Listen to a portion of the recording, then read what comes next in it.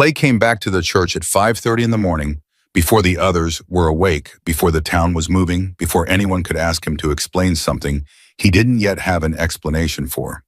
He brought a pry bar, a hammer, a high-lumen work light on a battery pack, and the original 1887 construction documents from the vestry boxes which he spread across the nearest pew and studied in the beam of his flashlight until he had them memorized.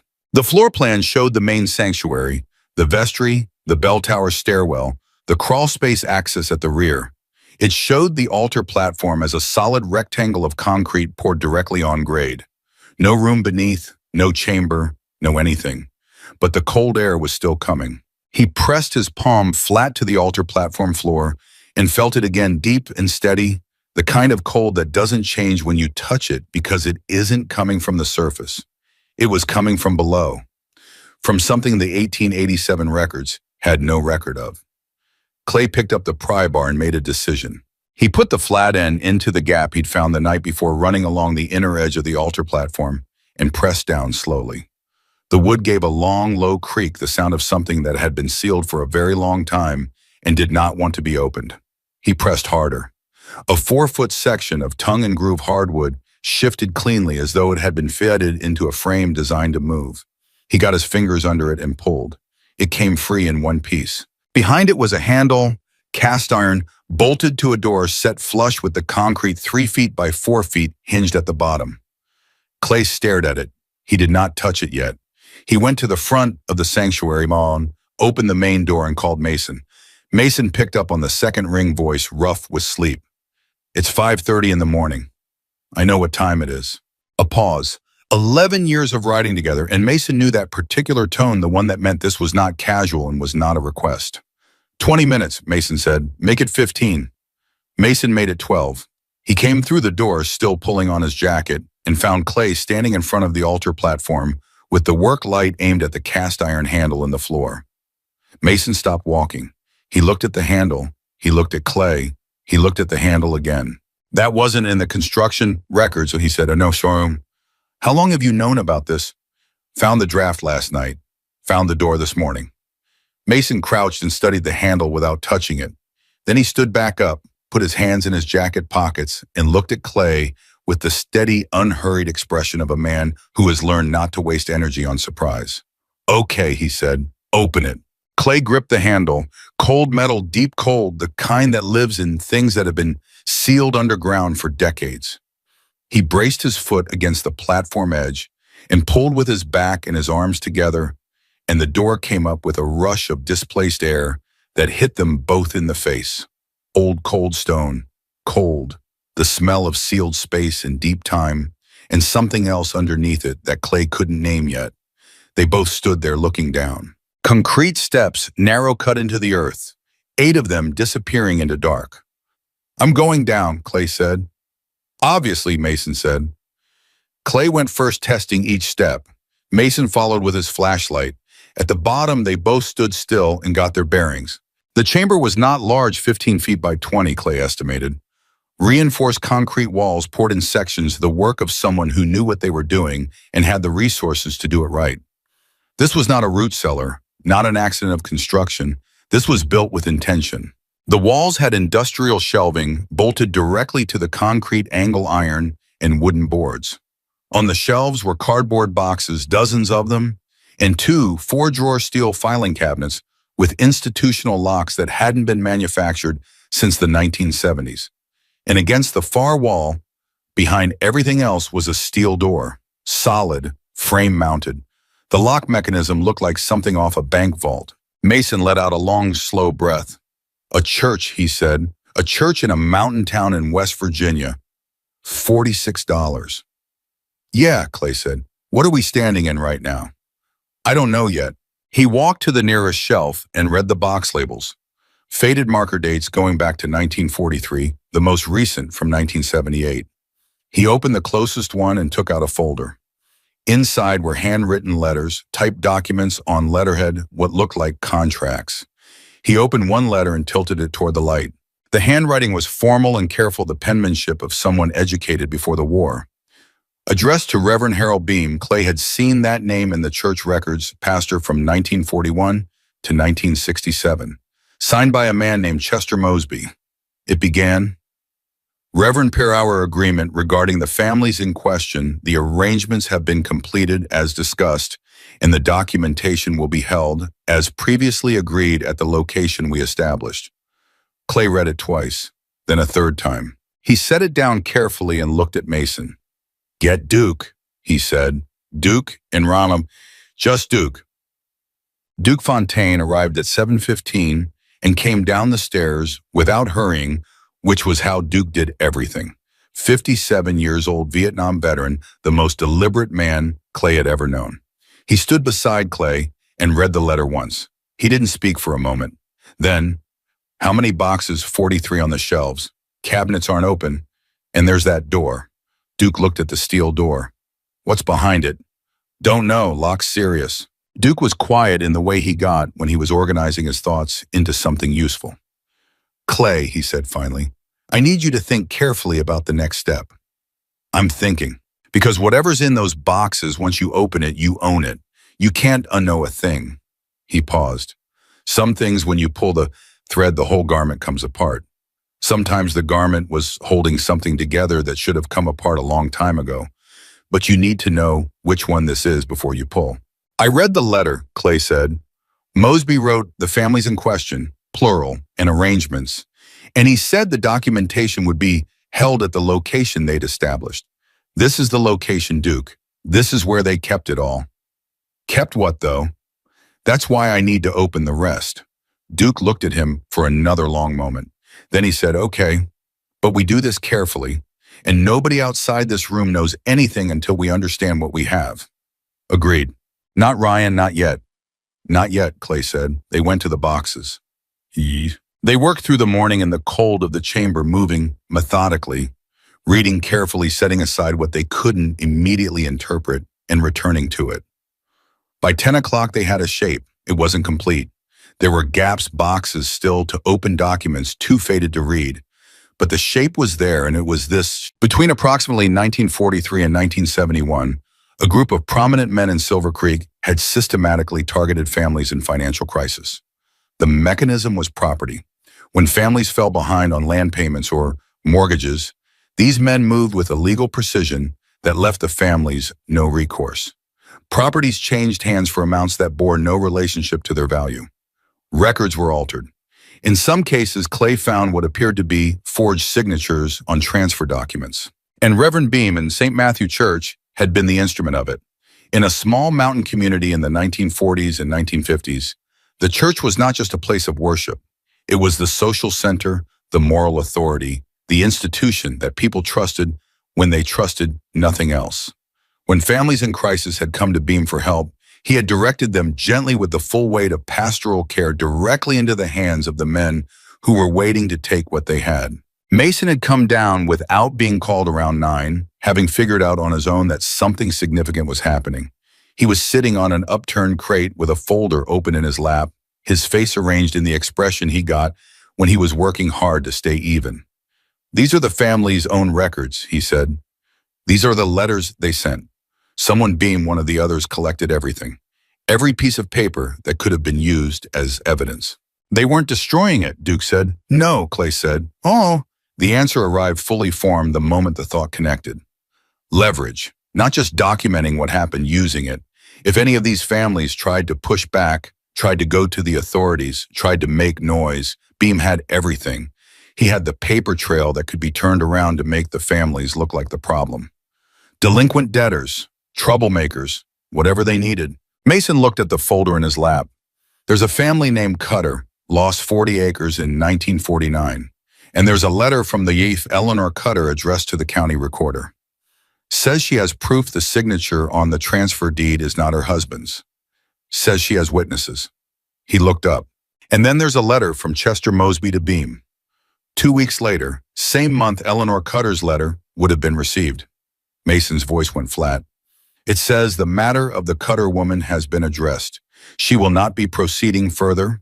Her husband has been spoken to. The chamber went completely silent. Spoken to, Duke said. That's what it says. Nobody spoke for a moment. The cold pressed in around them. Clay looked at the steel door against the far wall and thought about what spoken to meant in a mountain town in 1949, when the men who could destroy your livelihood were also the men who sat in the front pew every Sunday. "Keep going," he said. Ryan had been patient for as long as Ryan was capable of being patient, which turned out to be 4 hours. He came to the church door and knocked hard on the frame. "Clay!" Clay came up from the chamber, latched the floor panel behind him, and met Ryan in the doorway. Ryan looked at his face and read it immediately. He was good at that. When you spent your childhood in a system where reading faces was survival, you didn't unlearn it. "What did you find?" Ryan said. "Something I'm still working through." "That's not an answer." "I know it isn't." Ryan crossed his arms. His jaw was set. "You locking me out of this?" "Not locking you out," Clay said. "Giving it until this afternoon. We have more to go through." "This is bad, isn't it?" "It's not good, but I don't know the full shape of it yet." Ryan looked past him into the sanctuary. His eyes went to the altar platform, to the floor panel, to the disturbed wood around the edge. He put it together fast. "You opened the floor," he said. "The cold draft. You opened it." 3 o'clock, Clay said. "Then I tell you everything." Ryan held his gaze for a long moment. Something moved behind his eyes, not agreement, but the harder thing, which was recognizing that Clay was right, even when you didn't want him to be. 3 o'clock, Ryan said. "Everything." "Everything," Clay said.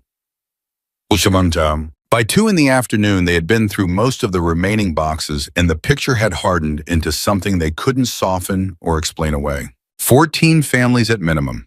14 families who had lost property, livestock, businesses. Savings, the material foundations of their lives, through a scheme that was legal on its surface and rotten underneath. The documents showed the whole mechanism in detail that was almost methodical. The initial targeting of families behind on payments. The coordinated approach by Mosby and his associates. The involvement of a title company in Morgantown that Clay was increasingly certain was not independent. And above all, the role of Reverend Beam, the warm pastoral hand that guided desperate people directly into the trap. Clay kept returning to that. The church had been the key. Not just the hiding place. The key. The door through which frightened families had walked trusting and found not shelter, but predators who wore the right clothes and knew the right words. "Chester Mosby," Duke said. He was beside Clay, both of them looking at the steel door they hadn't opened yet.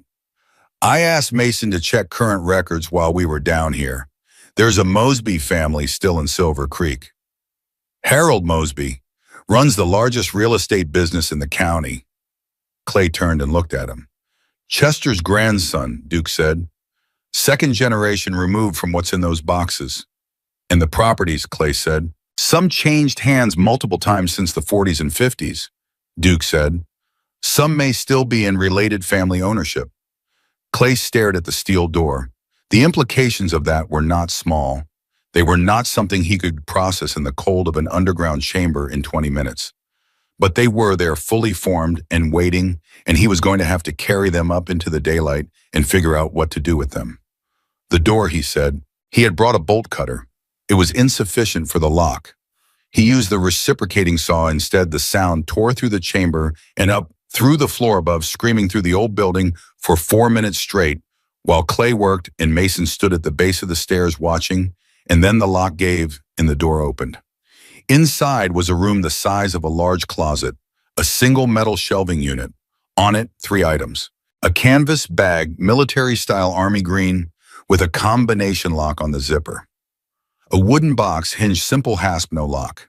And on top of everything, sitting in a plastic archival sleeve, as though it had been placed there deliberately, and far more recently than anything else in the chamber, a letter. The sleeve was labeled in handwriting that was not old. Not 1943. Not 1970s. Clear modern dark ink. It said, "For whoever finds this, please read first." Clay looked at Duke. Duke said nothing. Clay opened the sleeve, unfolded the letter inside, and read, "My name is Evelyn Carter. My grandmother was Margaret Cutter, who you may find records of in the files kept in the outer room. I am writing this in 2019 and placing it here because I found this room through my own research, and I am not yet ready to bring what I found to anyone who could act on it, but I am afraid I might not be the one who does. Someone else needs to know This exists. If you are reading this, you found it. I am trusting you with everything my grandmother's family lost. Please don't let it be lost again. Clay read it once. Then he read it again. A woman named Evelyn Carter had found this room in 2019, 6 years before a county tax auction and a $46 bid. She had found it, and she had come down these stairs alone, and she had placed this letter here, and she had locked it all back up and walked away. Why? He turned to the second page. I have tried twice to bring this to the authorities. Both times I was advised that the statute of limitations on the original transactions had long since passed, that the documentation, while compelling, was not sufficient to support criminal charges, and that pursuing civil remedies would require resources and legal standing I did not have. The second time, the attorney I consulted told me privately that several of the families whose names appear in these documents are still represented in county government and in the legal community, and that proceeding would be, in his words, inadvisable. I understood what he meant. I am 61 years old. I do not have the money for a legal fight. I do not have the connections. What I have is this room, these documents, and the knowledge that my grandmother died believing nobody would ever know what was done to her family. I am placing this letter here because I believe that someday someone will find this place who has something I don't have. I don't know what that is, but I believe it. Someone has to remember the people nobody protected. Clay folded the letter. He stood in the cold of that room, holding it, and did not speak and did not move for a long moment, and what he was feeling was not the clean anger of someone encountering injustice from a safe distance. It was the specific, complicated grief of a man who recognized the shape of this story because he had lived a version of it.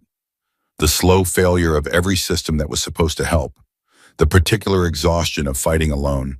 The moment when you run out of doors to knock on and have to decide what to do with what you're carrying when there's nowhere left to take it. He thought about his brother Danny, not in a sentimental way. In the direct, honest way he always thought about Danny when something brought him to that place, the fact of him, the specific loss of him, and the thing Clay had promised himself in the weeks after that, he was not going to spend the rest of his life looking away from the things that mattered. He went upstairs and called Ryan in. Ryan read the letter standing up. He read it fast, and when he finished, he set it on the nearest pew and stood very still with his jaw tight and his hands loose at his sides. The posture Clay had learned meant Ryan was working hard to hold something in place inside himself. 61 years old, Ryan said. Yeah.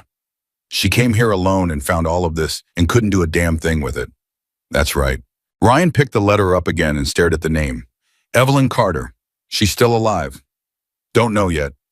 We need to find out, Ryan said. Today. We need to think before we move, Clay said. Ryan's voice came up fast. There's not that much to think about. We have the documents. We have the letter.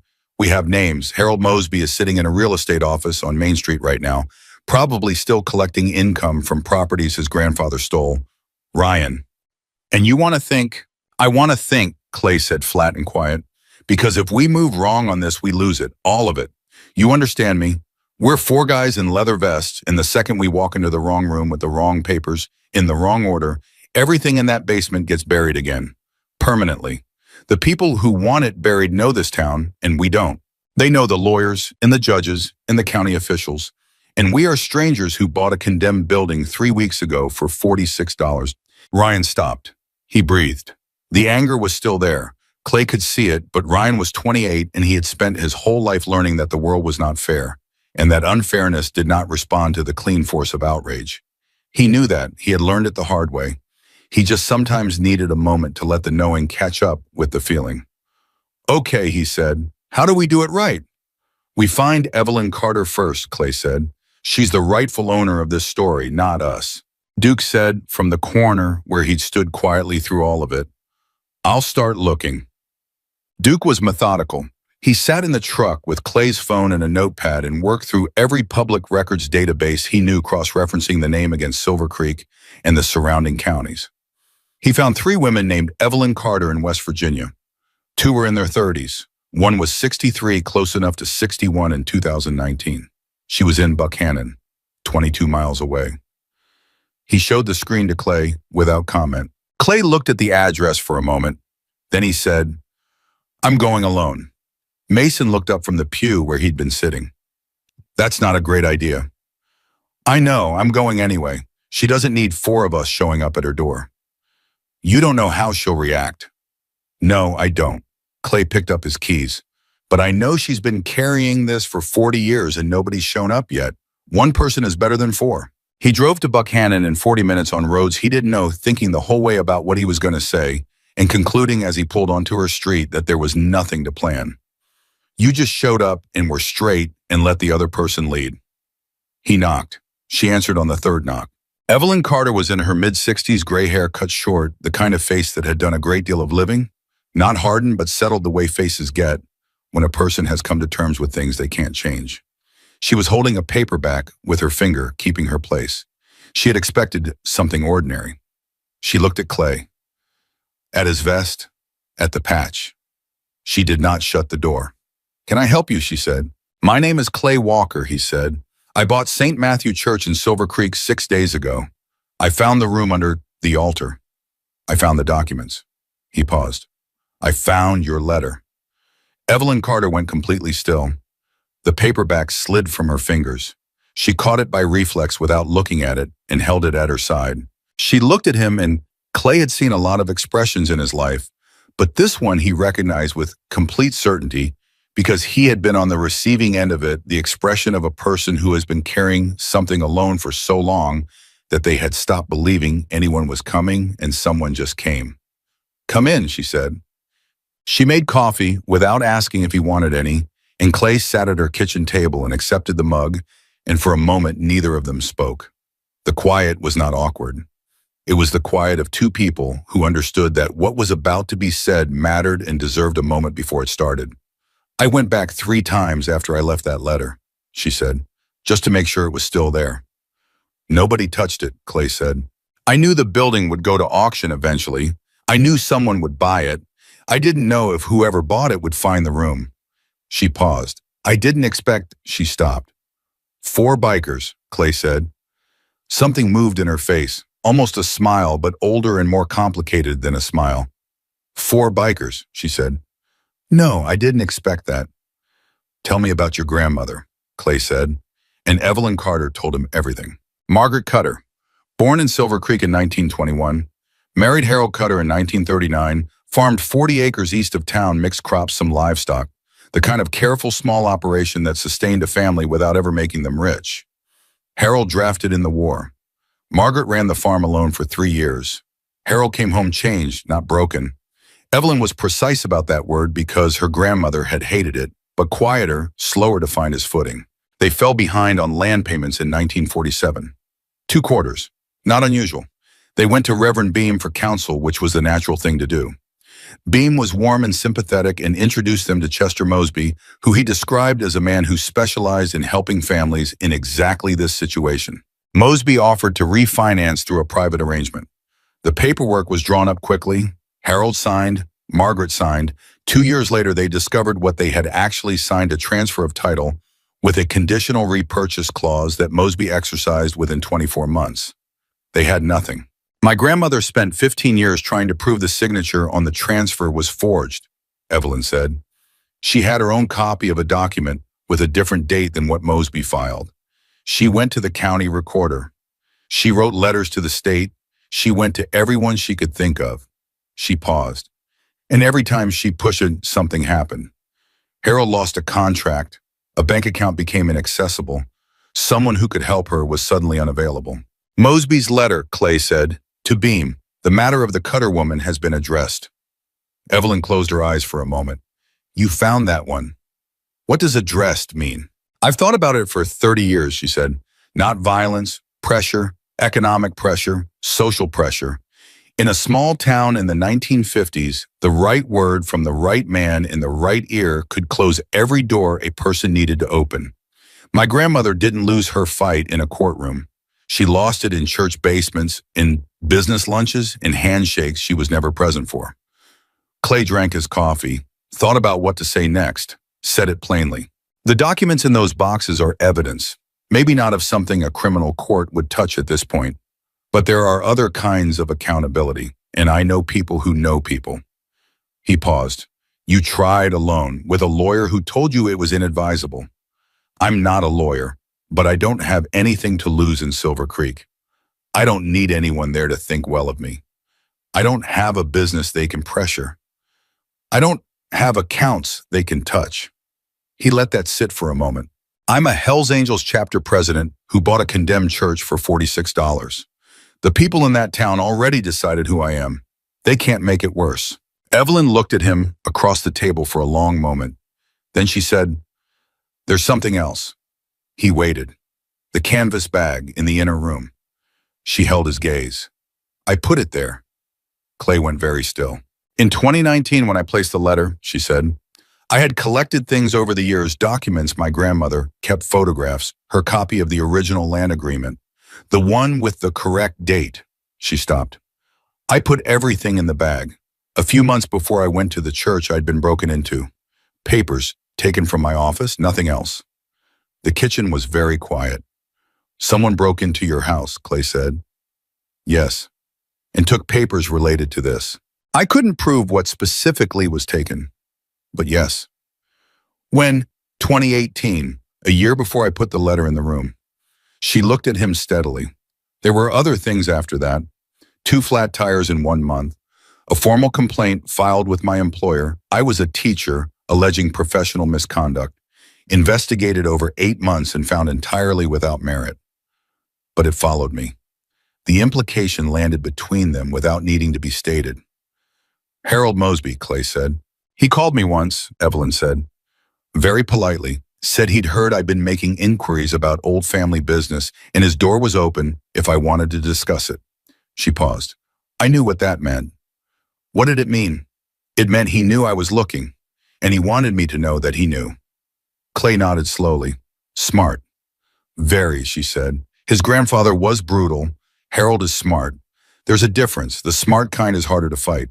"Maybe," Clay said, "but smart people make different mistakes than brutal ones." He drove back to Silver Creek in the late afternoon with Evelyn Carter's address in his phone and her face in his mind, the specific expression of a person who has been carrying something alone for 40 years and has just been told for the first time in a long time that they are not alone anymore. He had seen that expression before, on veterans' faces, at food banks and emergency shelters, and the kinds of places where people arrived after every other option had been exhausted.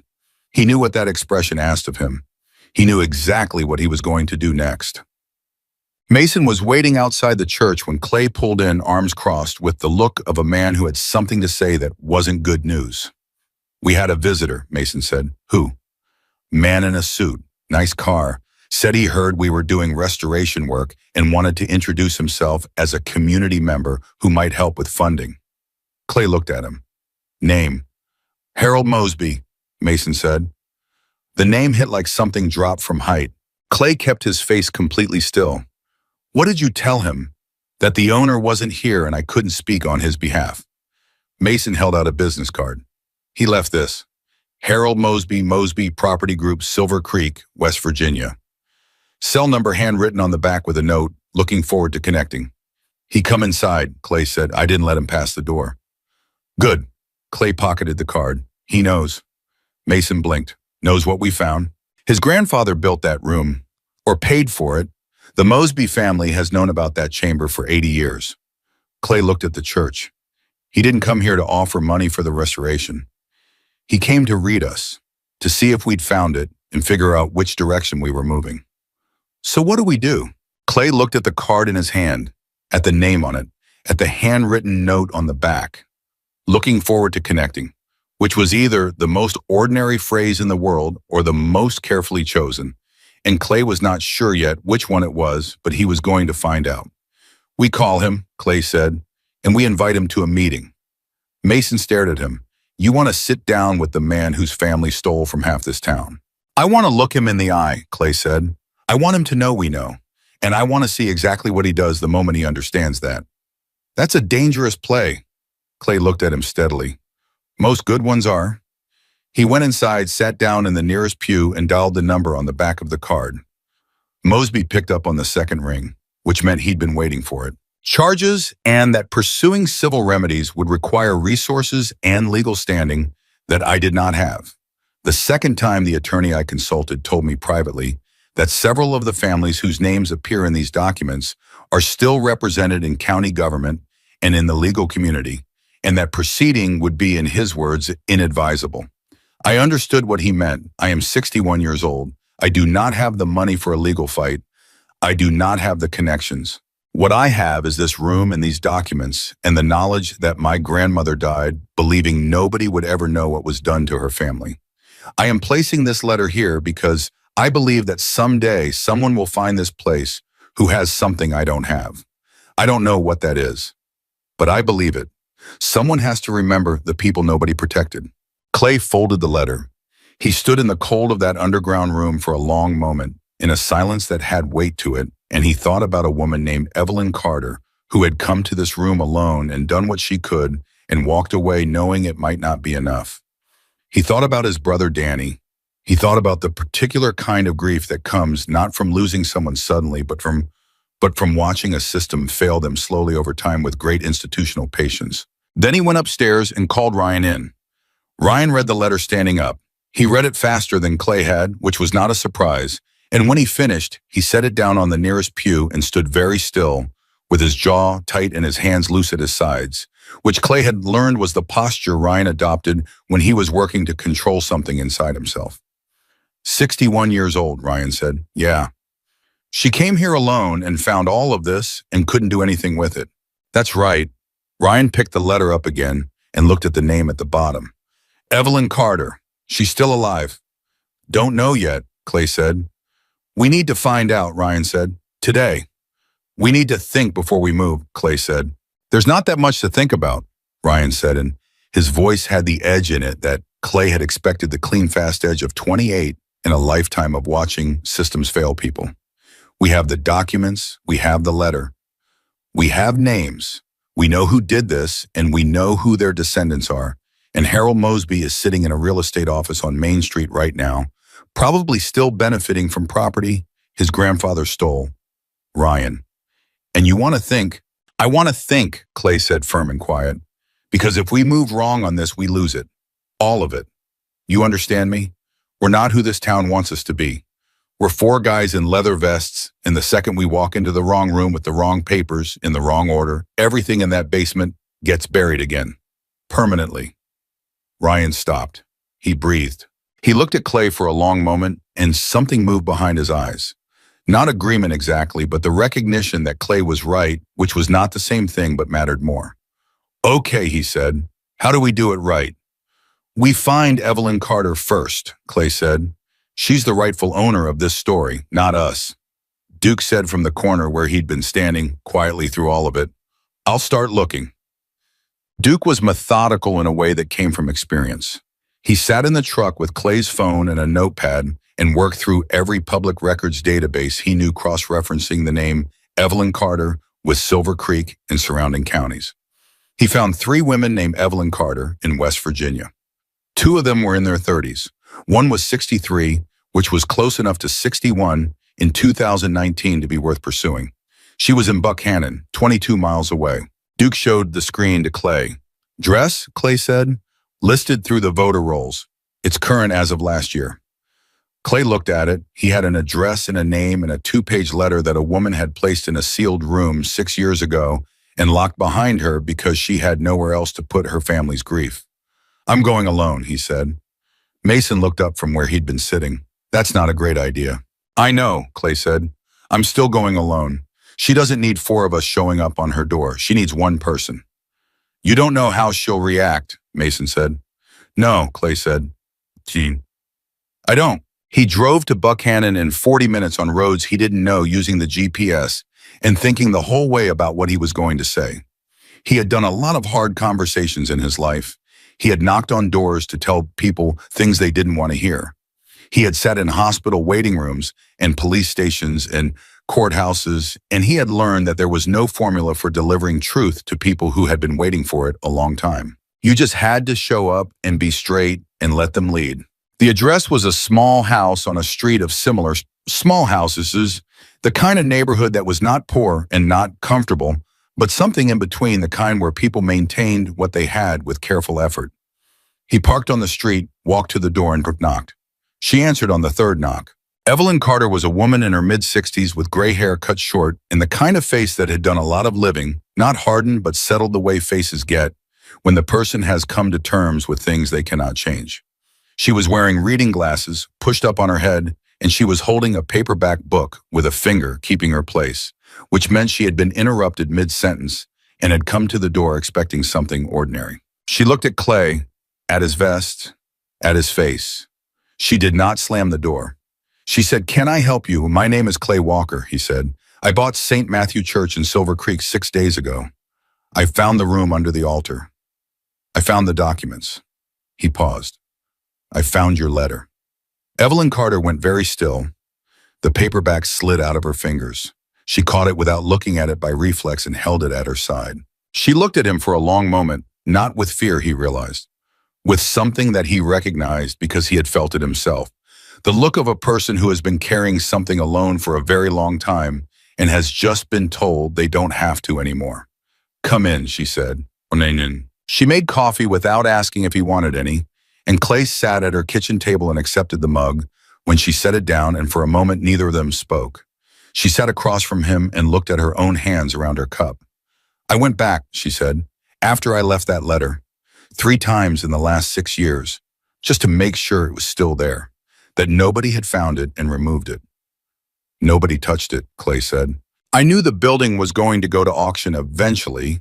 I knew someone would buy it. I didn't know if whoever bought it would find the room or what they'd do if they did." She looked up at him. "I didn't expect—" She stopped. "4 bikers," Clay said. Something shifted in her face, almost a smile, but not quite something more complicated than a smile. "4 bikers," she said. "No, I didn't expect that." "What did you expect?" "I don't know, a developer, someone who'd clear the building and pour concrete over everything, or a church group who'd restore it and find it and decide it was best left alone for the sake of the community."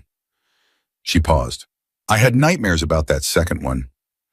"Tell me about your grandmother," Clay said, and Evelyn Carter told him. Margaret Cutter had been born in Silver Creek in 1921, the 3rd child of a mining family. She had married a man named Harold Cutter in 1939, not the same Harold as Mosby's grandson, a different Harold entirely, and they had farmed 40 acres east of town, mixed crops and some livestock, the kind of small farming operation that didn't make anyone rich but sustained a family if the family was willing to work. They had 2 children. They had been careful with money. When the war came and Harold was drafted, Margaret had kept the farm going alone for 3 years, and when Harold came home in 1945, he came home different. Not broken, Evelyn was careful to say, because her grandmother had hated that word for what happened to men after war, but changed quieter and slower to find his stride. They had fallen behind on their land payments in 1947. Not badly, 2 quarters behind, which was not unusual for farming families in the post-war years when prices were volatile. They had gone to Reverend Beam for counsel, which was the natural thing to do. Beam had been warm and sympathetic and had introduced them to Chester Mosby, who he described as a man who helped families in exactly this situation.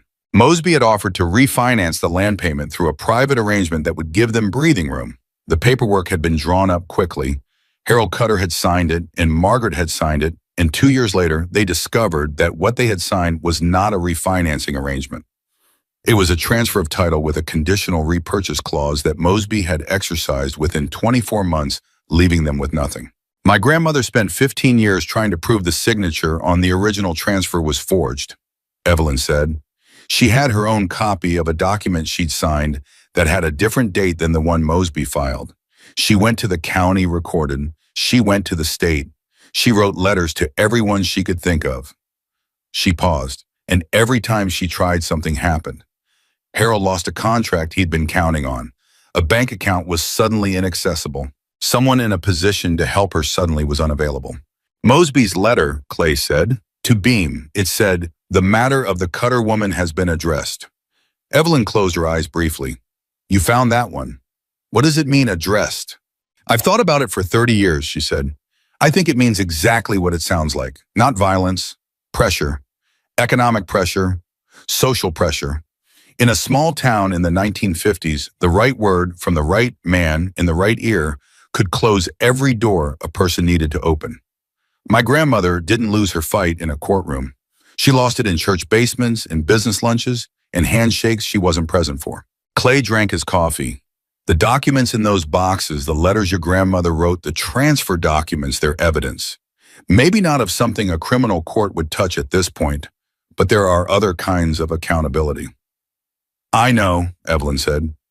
I tried. You tried alone, Clay said, and with a lawyer who told you it was inadvisable. Yes.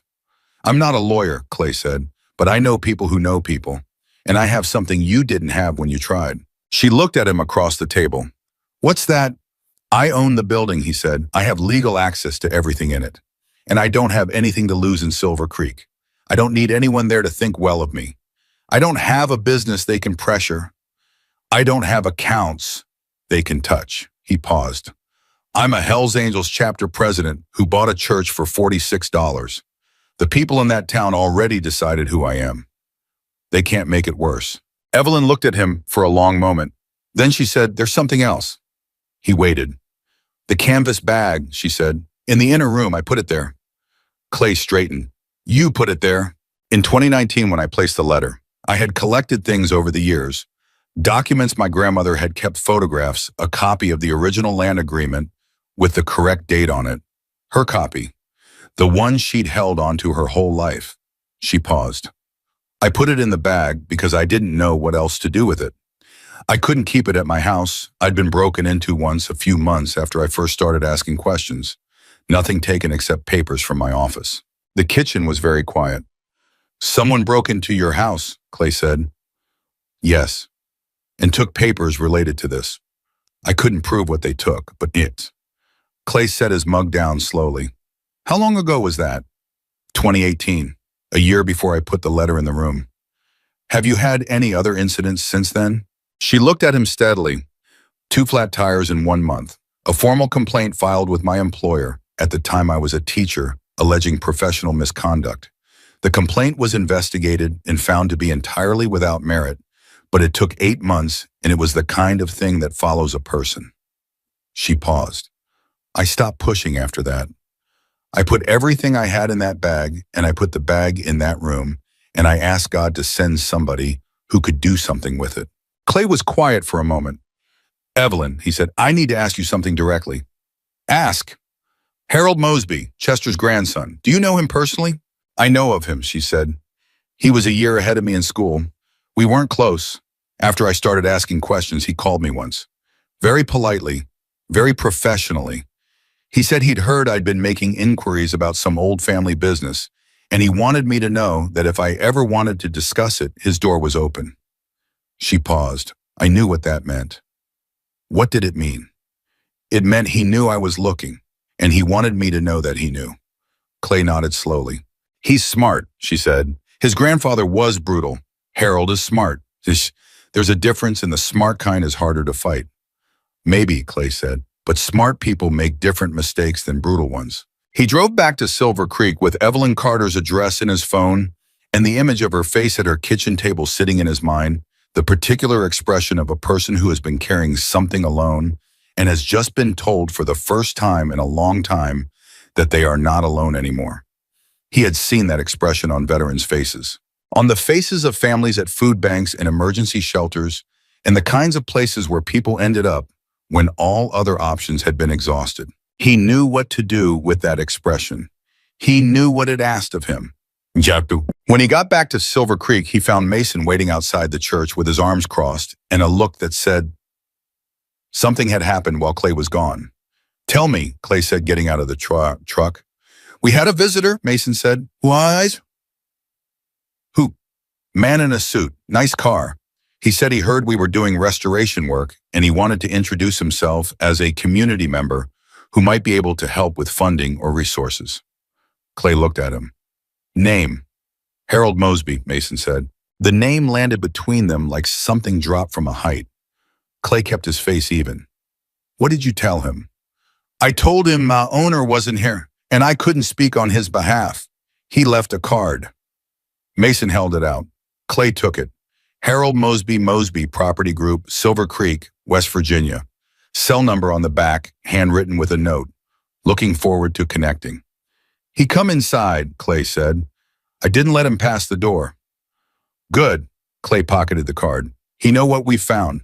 How would he know that? Mason said. Then he stopped. Then he said, unless he already knew the room was there. His grandfather built it, Clay said, or paid for it to be built. The family has known about that room for 80 years. Mason stared at him. He came here to see where we were, Clay said, to read the room, to figure out if we'd found it and what we were going to do about it. What are we going to do about it? Clay looked at the church, then at the card in his hand, then at Mason. We're going to call him back, Clay said, and we're going to invite him to a meeting. Mason blinked. You want to sit down with the man whose family stole from half this town? I want to look him in the eye, Clay said, and I want him to know we know, and I want to see what he does when he finds that out. That's a dangerous play, Clay. Most good ones are. He called Harold Mosby from the front steps of the church at 4 o'clock that afternoon. Mosby picked up on the second ring, which told Clay he had been waiting for it. Mr. Walker, Mosby said. Smooth warmed the voice of a man who had been in rooms his whole life where the right tone mattered. I'm glad you called. I hope my stopping by wasn't an intrusion. Not at all, Clay said. I wanted to reach out personally. I hear you're someone who knows this community well. Born and raised, Mosby said. Silver Creek is everything to me. I try to give back when I can. I appreciate that, Clay said. We're doing a lot of work on the building, restoration community services.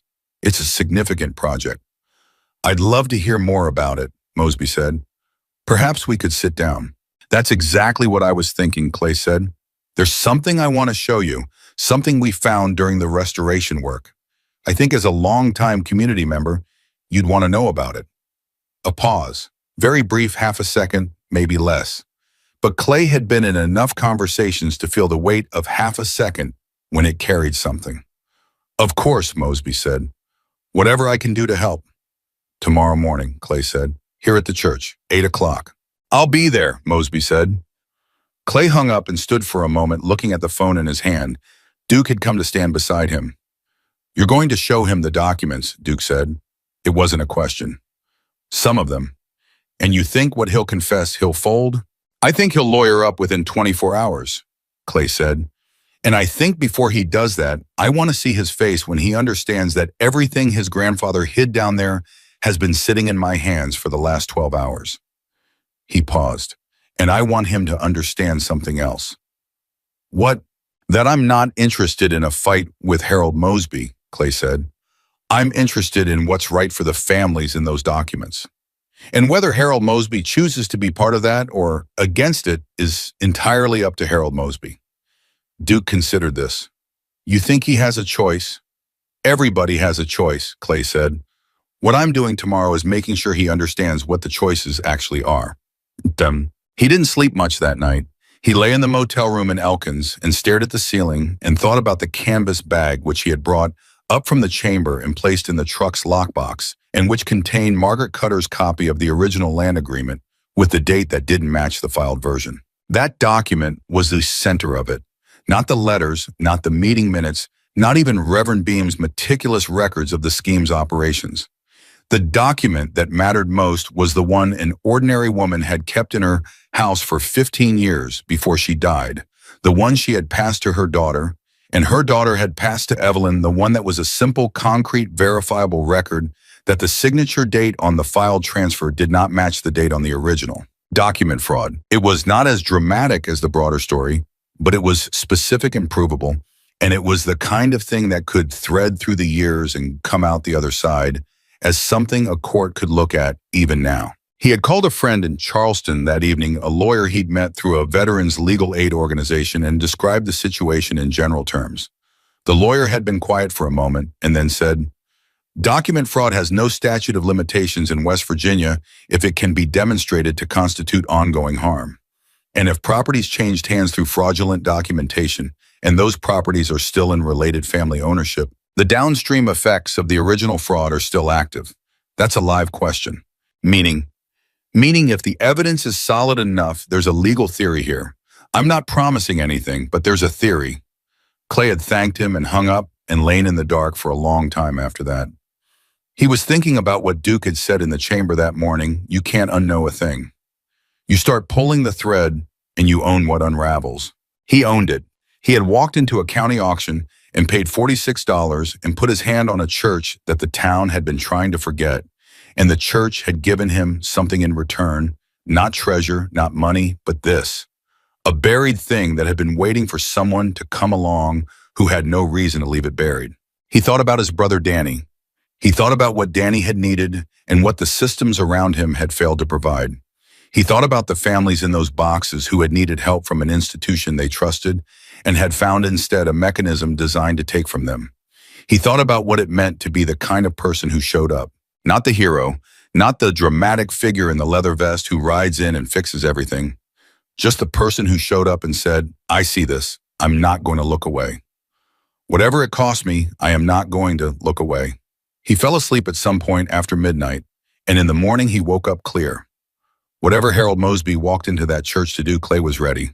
Harold Mosby arrived at 7:58. Clay knew this because he was watching from inside the sanctuary when the black Mercedes pulled into the gravel lot, and he noted the time with the particular attention of a man who understood that arriving 2 minutes early to a meeting you requested is a form of control. It says I set the terms, I dictate the pace. I am not the one who waits. Clay let him knock. He waited 15 seconds, then opened the door. Harold Mosby was 64 years old and looked exactly like what he was, a man who had grown up with money and had grown that money carefully over a lifetime, and who wore the result of all of it without effort, the way people do when wealth has been the condition of their existence rather than something they achieved.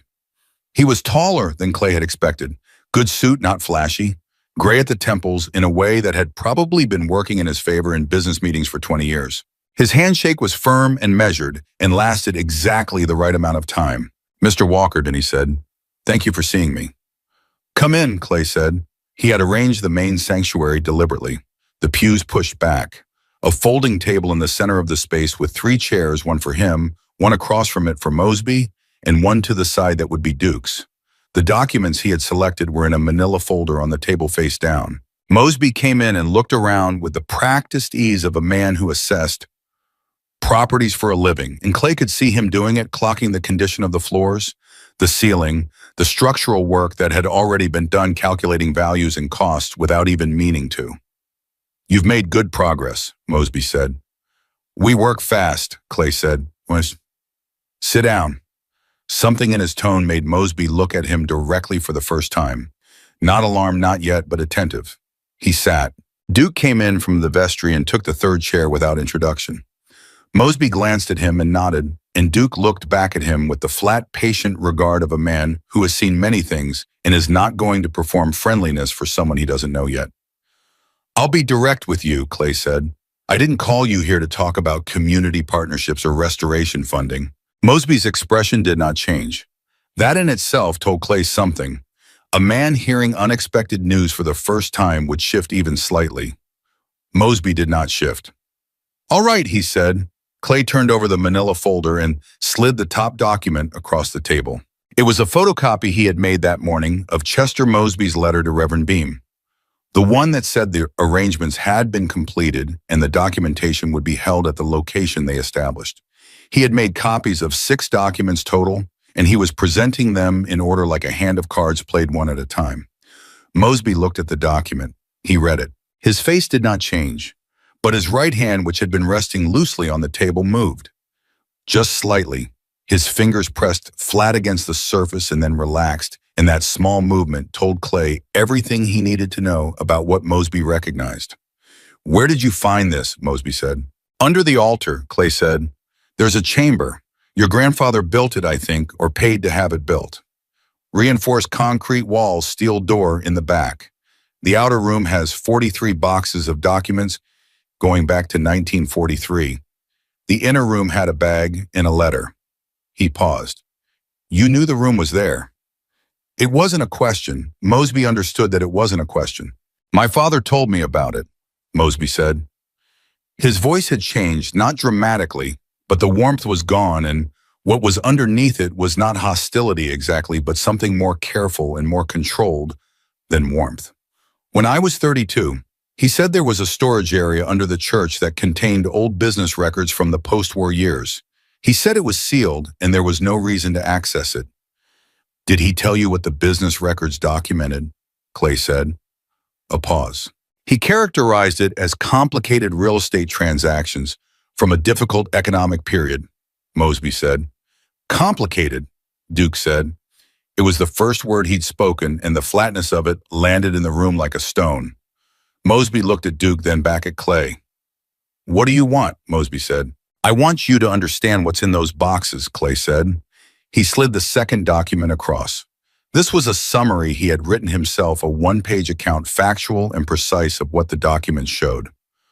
14 families, the mechanism, Beam's role, Chester Mosby's central involvement, the properties, the dates, the approximate values.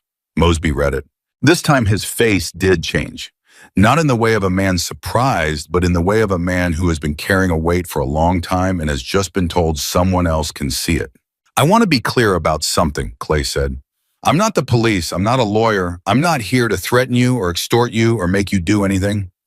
I'm telling you what I found because you're Chester Mosby's grandson, and you have lived your entire life on the foundation of what those documents describe, whether you knew the details or not. And I think you're smart enough to understand that this has to be addressed. Addressed, Mosby said. Same word, different weight. The families in those documents, their descendants, are still in this community. Some of them. And there is documentation in that chamber that includes evidence of document fraud. Specific, verifiable, the kind of thing that a lawyer with the right access and the right resources could build a case around. Clay leaned forward slightly. I have access to those documents. I own the building, and I have people who are very interested in seeing this story told accurately. Mosby looked at him for a long moment. You're going to go public with this. I'm going to do what's right for the families, Clay said. What that looks like depends on what happens next. And if I cooperate, Mosby said, what does cooperation look like to you? Acknowledgement, Clay said. Public formal acknowledgement of what happened, and a genuine effort to make it right for the families who can still be reached. I'm not asking you to bankrupt yourself. I'm asking you to stop pretending this didn't happen. Mosby was quiet for what felt like a very long time.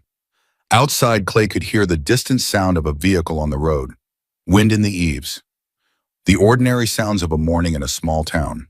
I need to speak with my attorney, Mosby said finally. Of course, Clay said, but I want you to know something before you do. He slid the third document across the table. This was a copy of Margaret Cutter's original land agreement, the one from Evelyn's bag, the one with the date that didn't match the filed version. That document establishes a specific discrepancy in the filed deed transfer for the Cutter property. Dated copy versus filed copy. That is not a complicated real estate transaction from a difficult economic period. That is fraud.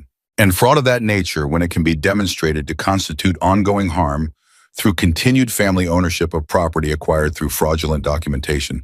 He paused. I'm told that has no statute of limitations in this state. Mosby looked at the document. He looked at it for a long time. Then he said very quietly, my grandfather was not a good man. The room was completely silent. I've known that my whole life, Mosby said. My father knew it. We didn't talk about it.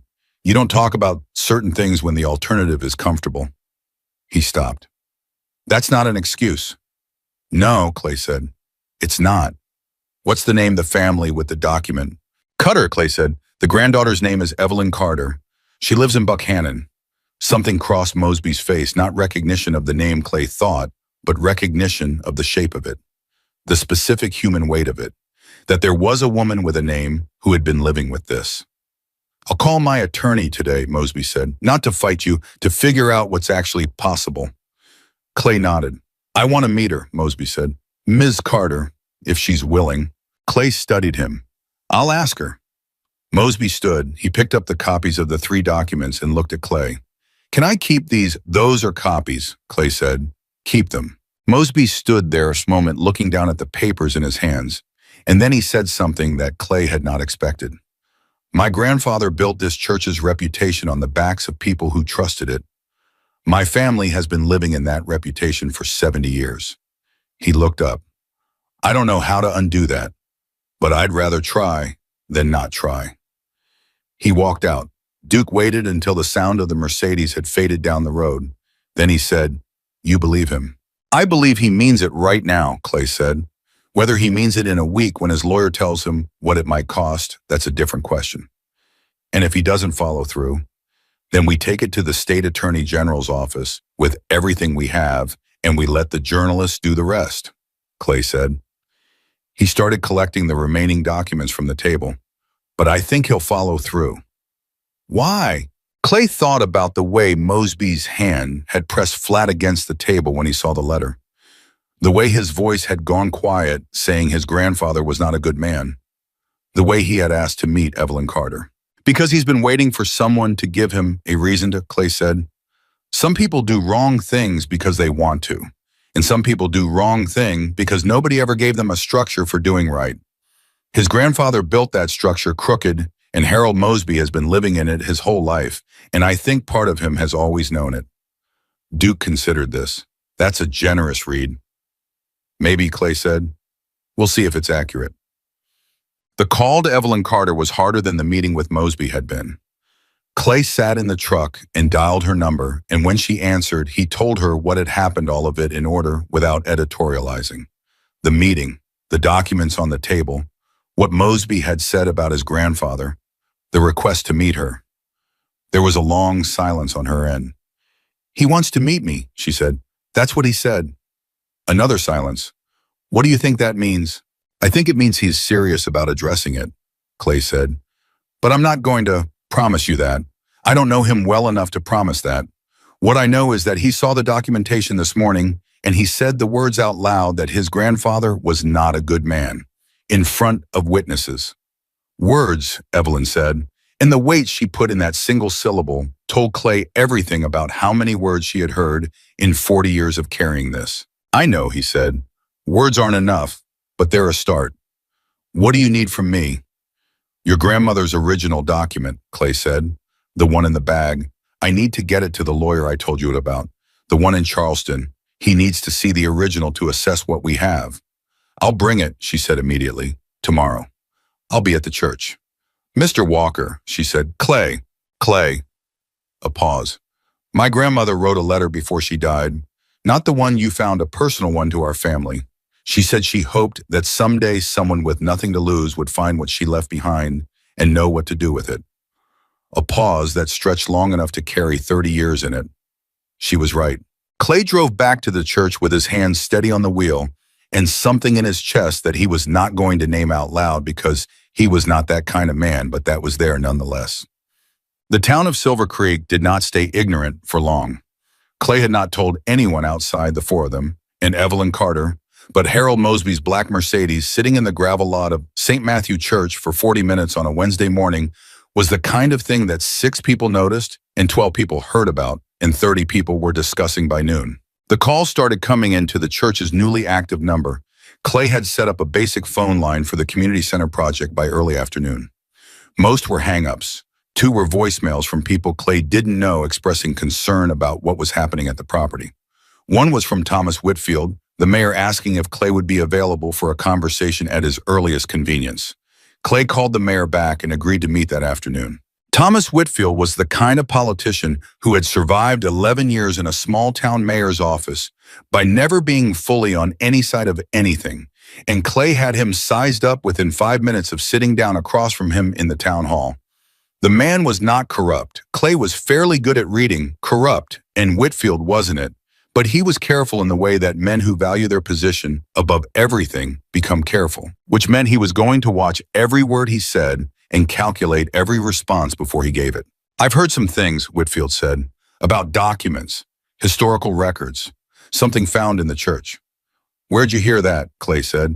Whitfield smiled thinly. Small town. What have you heard specifically? That there are records of property transactions from the post-war period, that some of those transactions involve families who are still represented in this community. He paused. And that Harold Mosby paid you a visit this morning. He did, Clay said. And that's between me and Harold Mosby for now, Clay said. What I'll tell you is that I found documentation in that church that matters to this community, and I intend to make sure it's handled correctly and with appropriate legal guidance. Whitfield looked at him.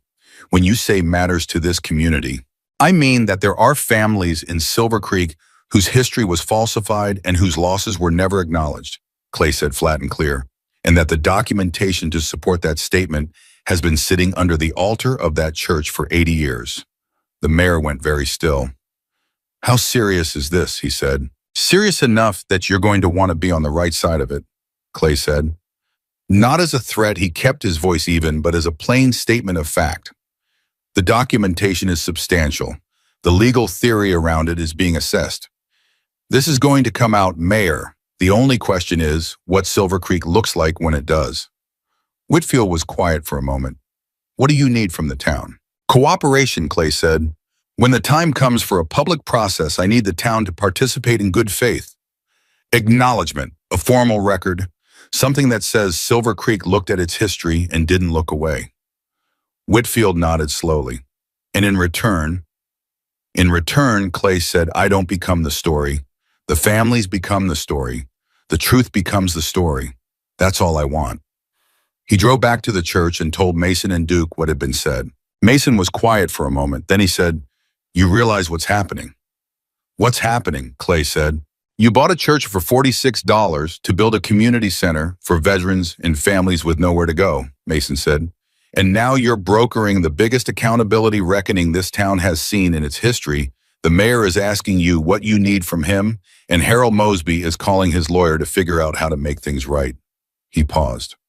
That's not what you planned. No, Clay said. You okay with it?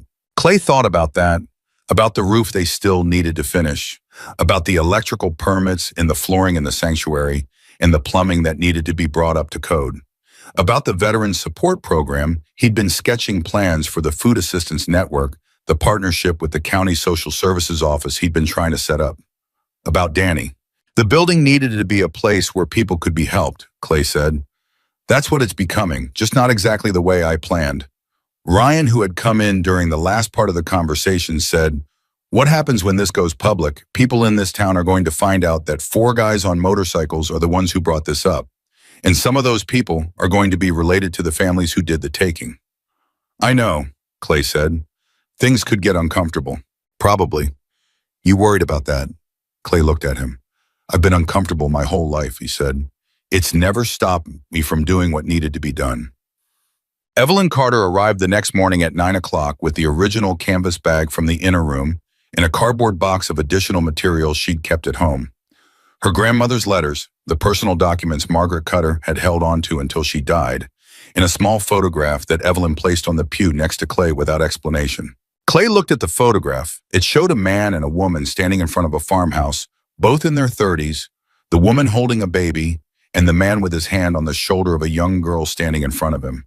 They were looking at the camera with the particular expression that people in old photographs have, not quite smiling, but not unsmiling either. The expression of people who are present and alive and do not know yet what is coming. That's Margaret and Harold Cutter, Evelyn said. Oh, and they for 1947, 2 years before they lost the farm. Clay looked at the photograph for a long time. Then he set it carefully on the pew and picked up the canvas bag. The original land agreement was in a plastic sleeve inside the bag. Clay unfolded it and held it carefully. The paper was 67 years old and had been handled many times, but it was legible and intact. The handwriting clear of the date in the upper right corner, unmistakably different from the date on the filed copy that had been in the chamber's files. The lawyer in Charleston wants to see this today, Clay said. I'll drive it up myself. I don't want to trust it to a courier. I'll come with you, Evelyn said. He looked at her. That document is my family's, she said. I'll come with you. All right, he said. They drove to Charleston together. Clay and Evelyn Carter, 2 people who had known each other for less than 48 hours and who had arrived at each other through a buried room and a sealed letter in the particular gravity of a shared truth. They didn't talk much on the drive up. There wasn't much that needed saying yet. The lawyer's name was Patrick Sears, and he met them in his office on the 4th floor of a building near the Capitol, and he put on reading glasses and looked at the document for 4 minutes without speaking. Then he put it down and looked at Clay and said, Where did this come from? Clay told him. Sears listened without interrupting. He was 50-something and had the focused, unhurried attention of a man who had spent 30 years in a room listening to things and knowing which things mattered. When Clay finished, Sears turned to Evelyn. Miss Carter, how long has your family had the original document? My grandmother kept it from the day she signed it, Evelyn said. She died in 1989. My mother kept it. My mother died in 2006, and I've had it since. And you've never filed it in any legal proceeding. I tried twice, Evelyn said. Both times I was told the statute of limitations made it unactionable. You were told wrong, Sears said. He said it matter-of-factly, without drama, the way lawyers deliver bad news and good news with the same even tone. Not entirely wrong, the original transaction is outside criminal reach. But the ongoing possession of property acquired through demonstrated document fraud, if we can establish that the Mosby family's current real estate holdings include or derive directly from properties acquired through the mechanism described in these documents, that is a live question. And if it is a live question, it is a question with potential civil remedies. Evelyn looked at Clay. Clay said, "What do you need from us?" "The original document stays here in a climate-controlled evidence safe from this moment forward," Sears said. "I'll need access to the full set of documents in the church. I'll need a full accounting of every property referenced in those files and what the current ownership status of each one is. And I'll need Harold Mosby to either cooperate publicly or give me a reason to proceed without his cooperation." "He said he would cooperate," Clay said. Sears looked at him. "People say that before they talk to their own lawyers," he said. "I know," Clay said, "but I think he means it." Sears looked at him for a moment longer. "You're a good judge of people." "I've had to be," Clay said. Sears nodded once. "Then let's hope you're right." Harold Mosby called Clay at 6:30 that evening. Clay was back in Silver Creek, sitting on the church steps eating a sandwich Mason had brought out from somewhere, watching the late light move across the gravel lot when his phone rang. "My lawyer spent 4 hours with me today," Mosby said, "going through what you showed me and what you've described." "And," Clay said, "and he told me that my options are to cooperate fully and proactively or to fight it, and that fighting it, if the documentation is as complete as you say, would very likely result in a public process that would be damaging in ways that cooperation now would not be." "Your lawyer's right," Clay said. "I know he is," Mosby said, "but I want you to understand something. I'm not cooperating because of what my lawyer said. I'm cooperating because I sat in that church this morning and you put those papers on the table, and I read my grandfather's handwriting, and I thought about my father knowing about that room and telling me it was complicated real estate transactions and deciding that was good enough to live with." He paused. "It's not good enough to live with. It never was. I just didn't have anyone making me say that out loud before." Clay put down the sandwich. "Evelyn Carter wants to meet you." "I know," you said. "She's willing, if you're willing." "I'm willing," Mosby said. "Tell me when." "Give me a few days," Clay said. "There are things that need to be in order legally before that meeting happens. But it'll happen." "All right," a pause. "Walker." "Yeah. You could have gone straight to the media with this, or straight to the Attorney General. You came to me first." A pause. "Why?" Clay thought about that, about what Duke had said in the chamber on the first morning. You can't unknow a thing. And about what he'd said to Mason, the families become the story. The truth becomes the story. "Because the families deserve more than a scandal," Clay said. "They deserve an actual resolution. And resolution requires people choosing to do the right thing, not just being forced to. I wanted to give you the chance to choose." A long pause on the other end of the line. "Thank you," Mosby said. "I don't know if that's the word for it, but thank you." Clay hung up and sat on the church steps in the last of the evening light and felt the particular kind of tired that comes not from physical work, but from carrying a weight carefully over difficult ground and getting it where it needed to go without dropping it. Mason came and sat beside him. "Mosby," Mason said. "He's in." Mason nodded. They sat together quietly for a moment. "You know what this town is going to look like in 6 months," Mason said. "When this is all out, when the families know, when the records are public." "Yeah," Clay said. "Different," Mason said. "Different," Clay agreed. "You think they're ready for different?" Clay looked at the church, at the repaired roof section still raw with new lumber, not yet weathered to match the old. At the front door, new hardware on the frame. At the bell tower, where the bell had been absent for 30 years. He thought about Bill Sheridan at the hardware store, the contractor account, the how. The statement that scared was not necessarily the right reaction. He thought about Bertie Hoskins at the auction, watching in silence. He thought about Evelyn Carter driving back to Buchanan from Charleston that afternoon, with the car quiet between them, and how she had said at the end, getting out at her door, "I haven't felt light in 40 years. I don't know what to do with light." He had told her, "You'll figure it out." "Ready or not," Clay said to Mason, "it's coming." And in the morning, it would begin in earnest. Patrick Sears called Clay at 7 in the morning, 6 days after the meeting with Mosby, and his voice had the particular quality of a man who has spent the night working and has arrived at something he needs to say quickly. "I've been through the full document set," Sears said. "All 43 boxes, plus the materials from the inner room, plus what Miss Carter brought. I had 2 associates working with me through the weekend." "And," Clay said, "it's worse than we thought," Sears said, "and better." "Explain that." "Worse because the scope is larger. 14 families in the initial count, the actual number is 22. We found references in the later boxes, the ones from the 60s, to additional transactions using the same mechanism. The title company in Morgantown was not independent. It was partially owned by Chester Mosby through a holding company. The whole apparatus was more deliberate and more coordinated than the surface documents showed." "And better," Clay said. "Better because of the paper trail," Sears said. "Clay, whoever kept those records kept everything. Every letter, every contract, every internal memo. Beam was meticulous. I think he kept it all as insurance. He was protecting himself as much as the scheme, which means that what we have is not fragmentary evidence of wrongdoing. It is a complete operational record. And the Cutter document, the original with the mismatched date, is the key that unlocks all of it. Because it proves the mechanism wasn't accidental. It was systematic and it was intentional." Clay was sitting on the edge of the truck bed in the church parking lot with his coffee going cold in his hand. "What are we looking at legally?" he said. "I filed a formal complaint with the state attorney general's office yesterday afternoon," Sears said. "I have a contact there I trust. They're taking it seriously. But Clay, this is going to take time on the legal end. Months minimum, possibly longer. The civil remedies piece, the property ownership questions, those are going to be complicated." "I understand that," Clay said. "What I want to do in the shorter term is establish a public record," Sears said. "A formal documentation of what happened, not a legal judgment, but an acknowledgement. Something on the record that says these 22 families were wronged here is the evidence, here are the names.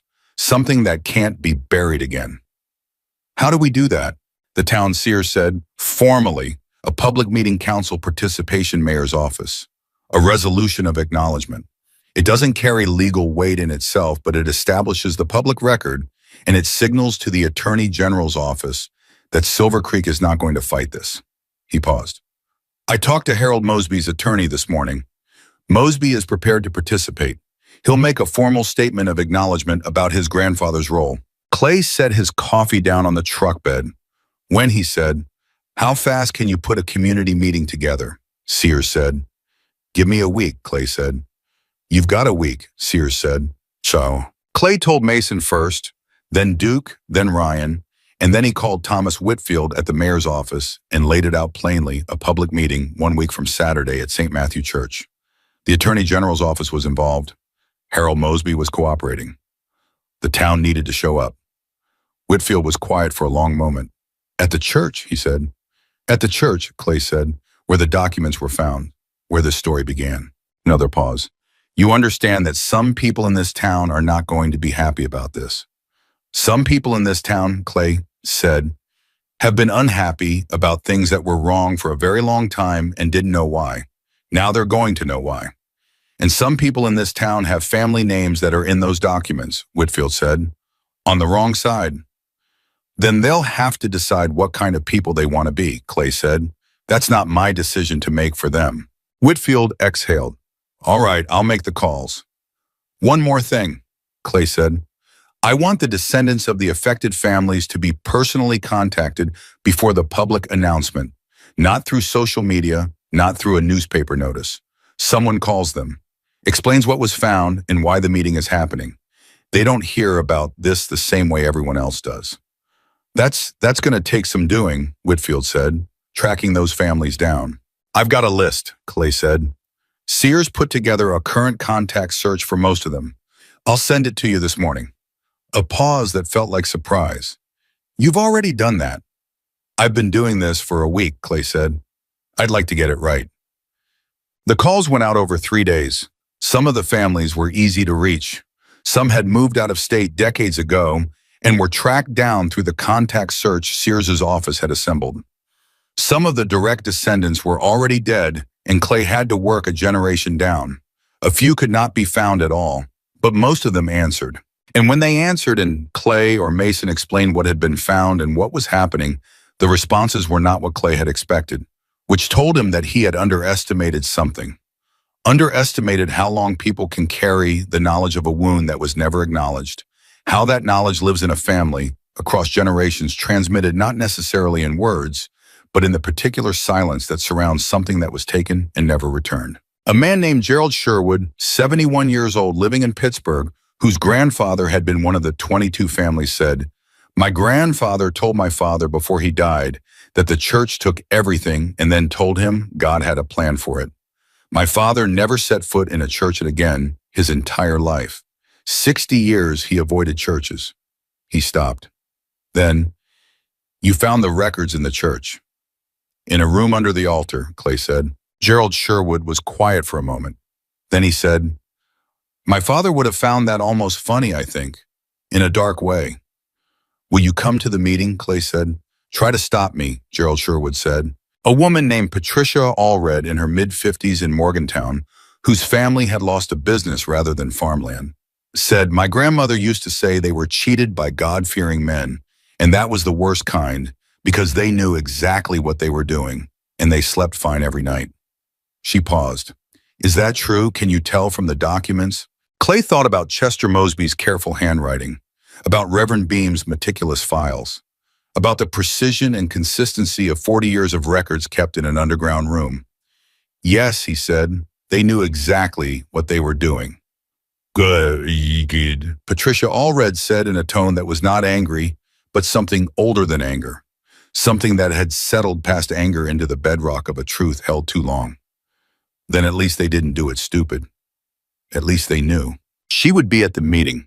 One call was harder than all the others. It was to a woman named Dorothy Cobb, 83 years old, in a care facility in Weston, the daughter of one of the 22 families and the last living member of her generation in any of them. Clay called the facility and a nurse answered and explained that Mrs. Cobb was alert and articulate and had good days and difficult days, and this appeared to be a good day. Dorothy Cobb came to the phone slowly. Her voice was thin but clear. Clay told her what had been found. He told her about the room, about the documents, about the evidence, about the meeting.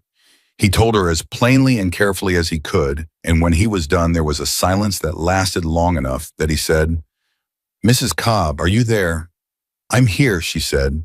Her voice was very steady. "I was thinking about my mother." "What about her?" Clay said.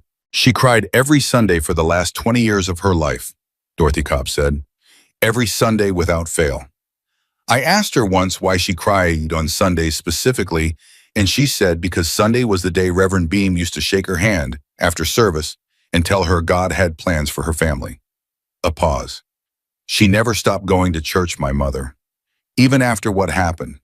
She went every Sunday until she couldn't anymore, and she cried every time." Another pause longer. "She was braver than I would have been." Clay said nothing. There was nothing to say that wouldn't be inadequate. "Will the records show her name?" Dorothy Cobb said. "Her name specifically, not just the family name." "Her name is in the documents," Clay said. "Her letters are there, her own words." "Say her name," Dorothy Cobb said. "Please." "Ruth Cobb," Clay said. "Your mother's name was Ruth." On the other end of the line, Dorothy Cobb made a sound that Clay was going to carry for the rest of his life.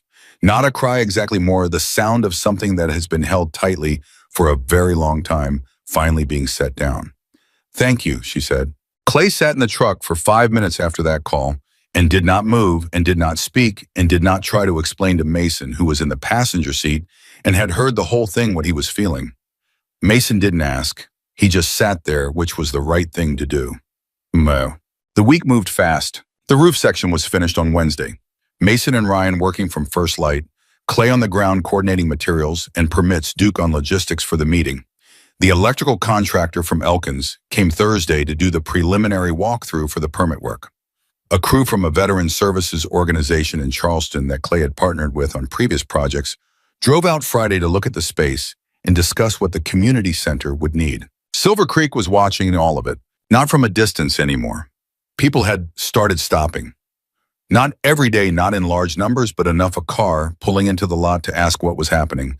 A woman dropping off a box of cleaning supplies without being asked, a man who had lost his brother to addiction 2 years earlier, who came and stood in the sanctuary doorway for 10 minutes without speaking, and then said, "You're really going to do this?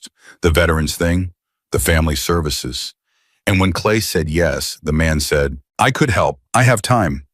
His name was Walt Ferris, and he became the first official Silver Creek volunteer for the community center project starting the next morning. Bill Sheridan from the hardware store called on Thursday.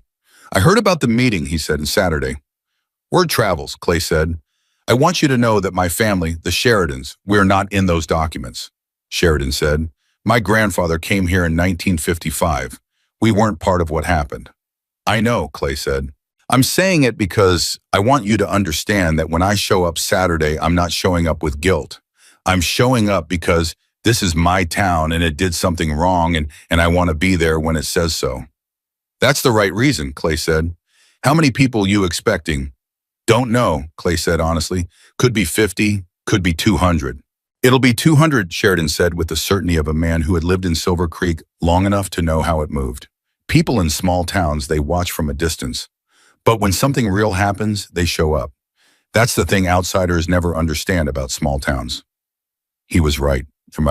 Saturday came with cold air and a flat gray sky, and the gravel lot of St. Matthew Church full of vehicles by 9 in the morning, an hour before the meeting was scheduled to start.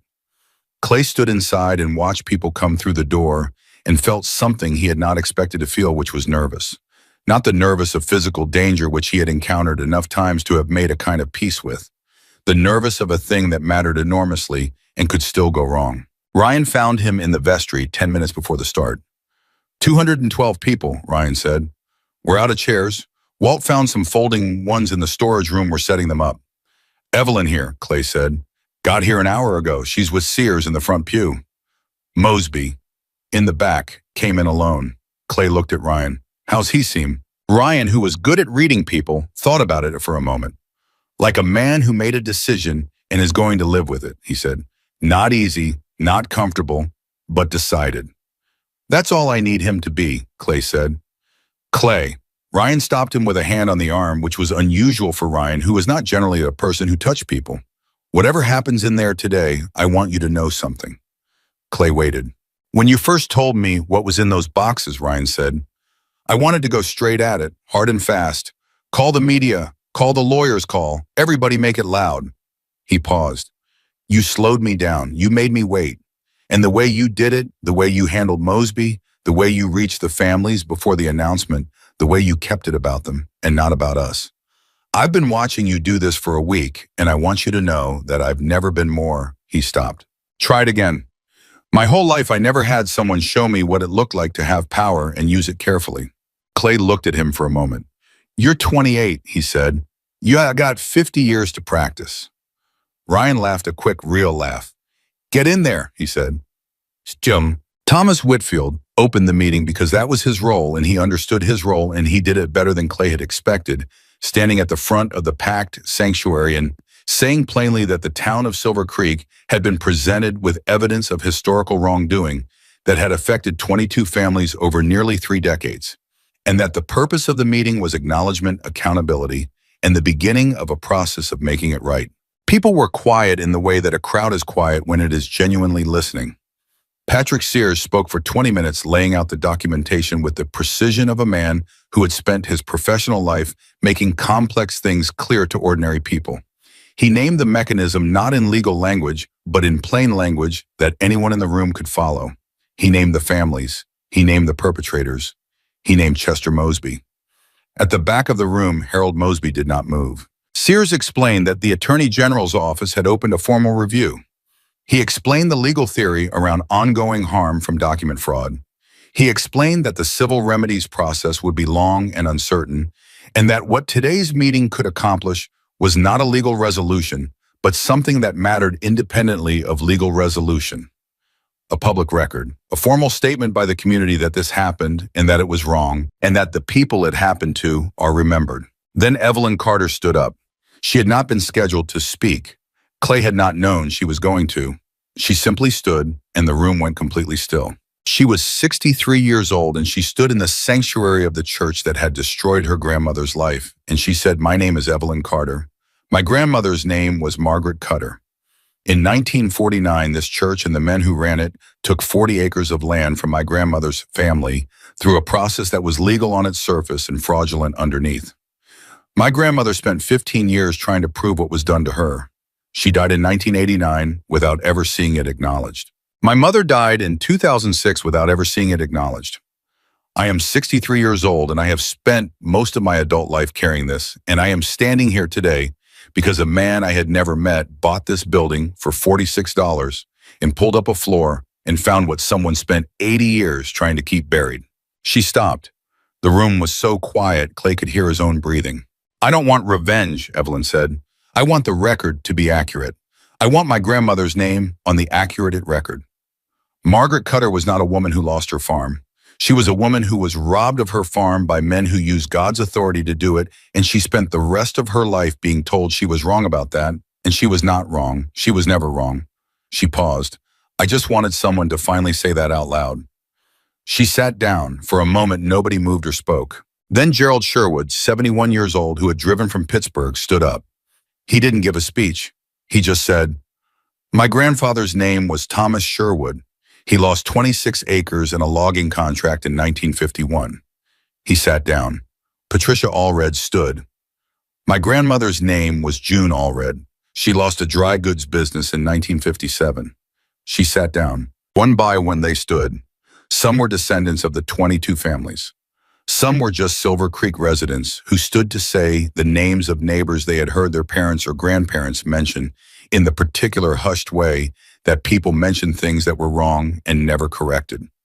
11 people stood. 12. 16. At the back of the room, Harold Mosby stood up. The room changed when he stood. Clay felt it, a collective shift in attention, a held breath. Mosby said, "My name is Harold Mosby. My grandfather's name was Chester Mosby.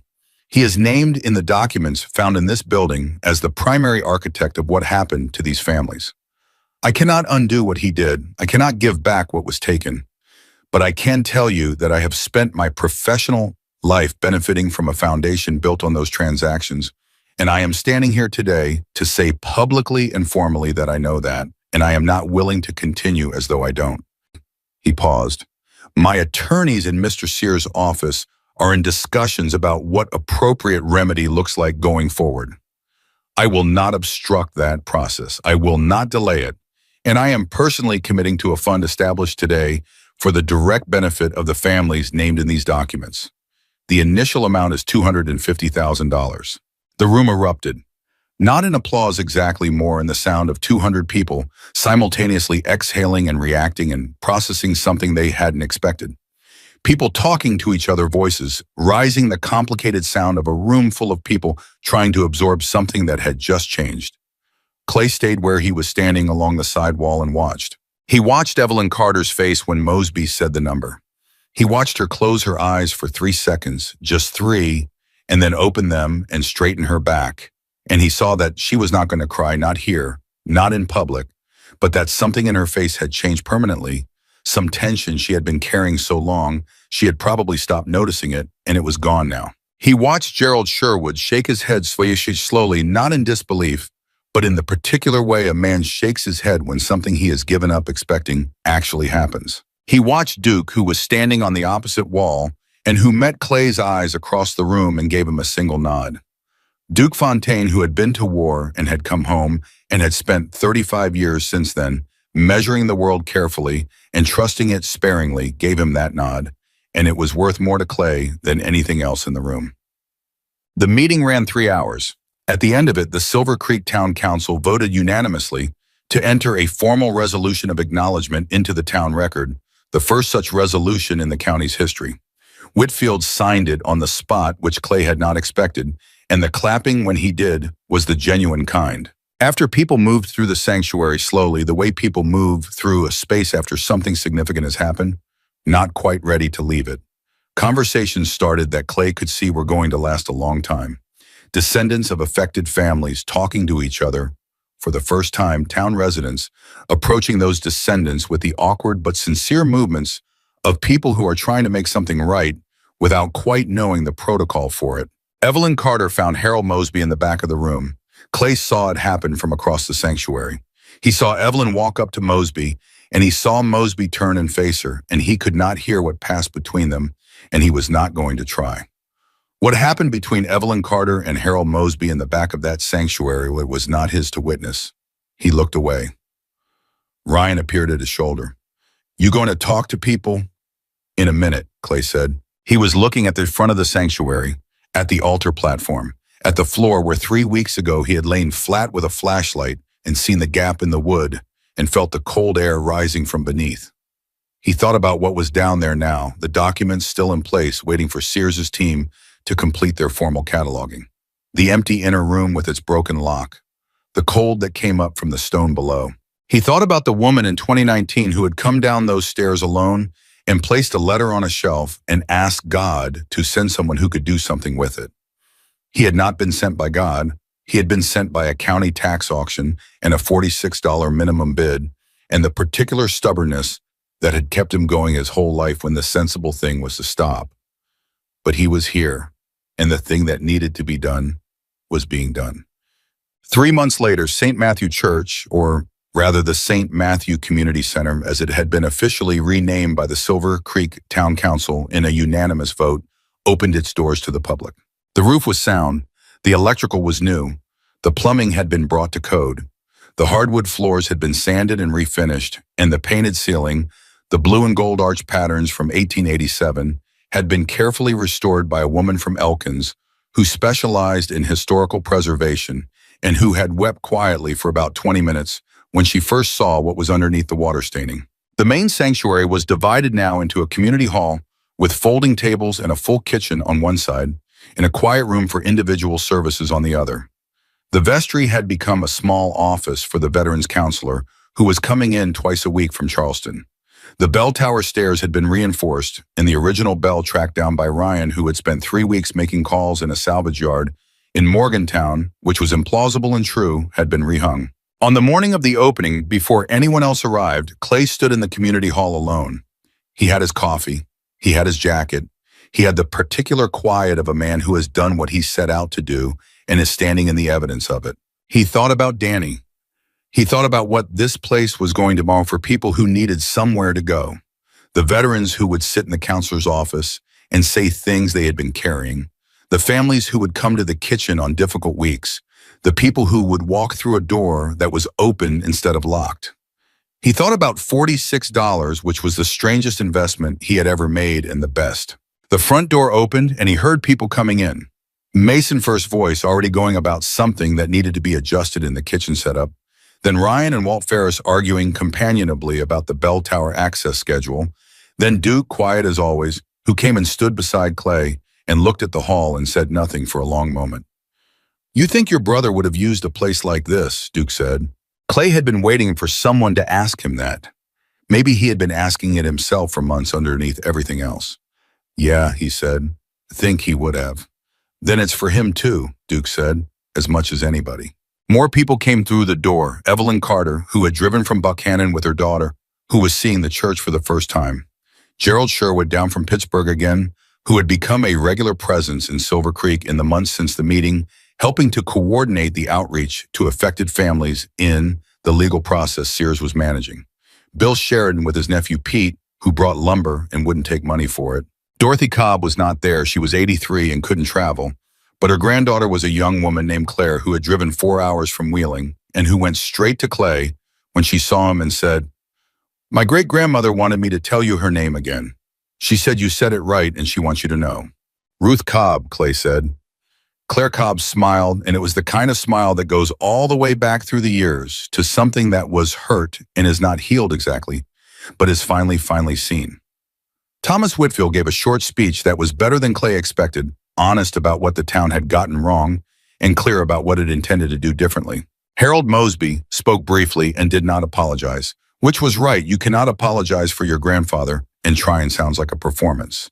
Instead, he said that he hoped what had happened here would become an example that other communities could follow of what it looked like when people chose truth over comfort.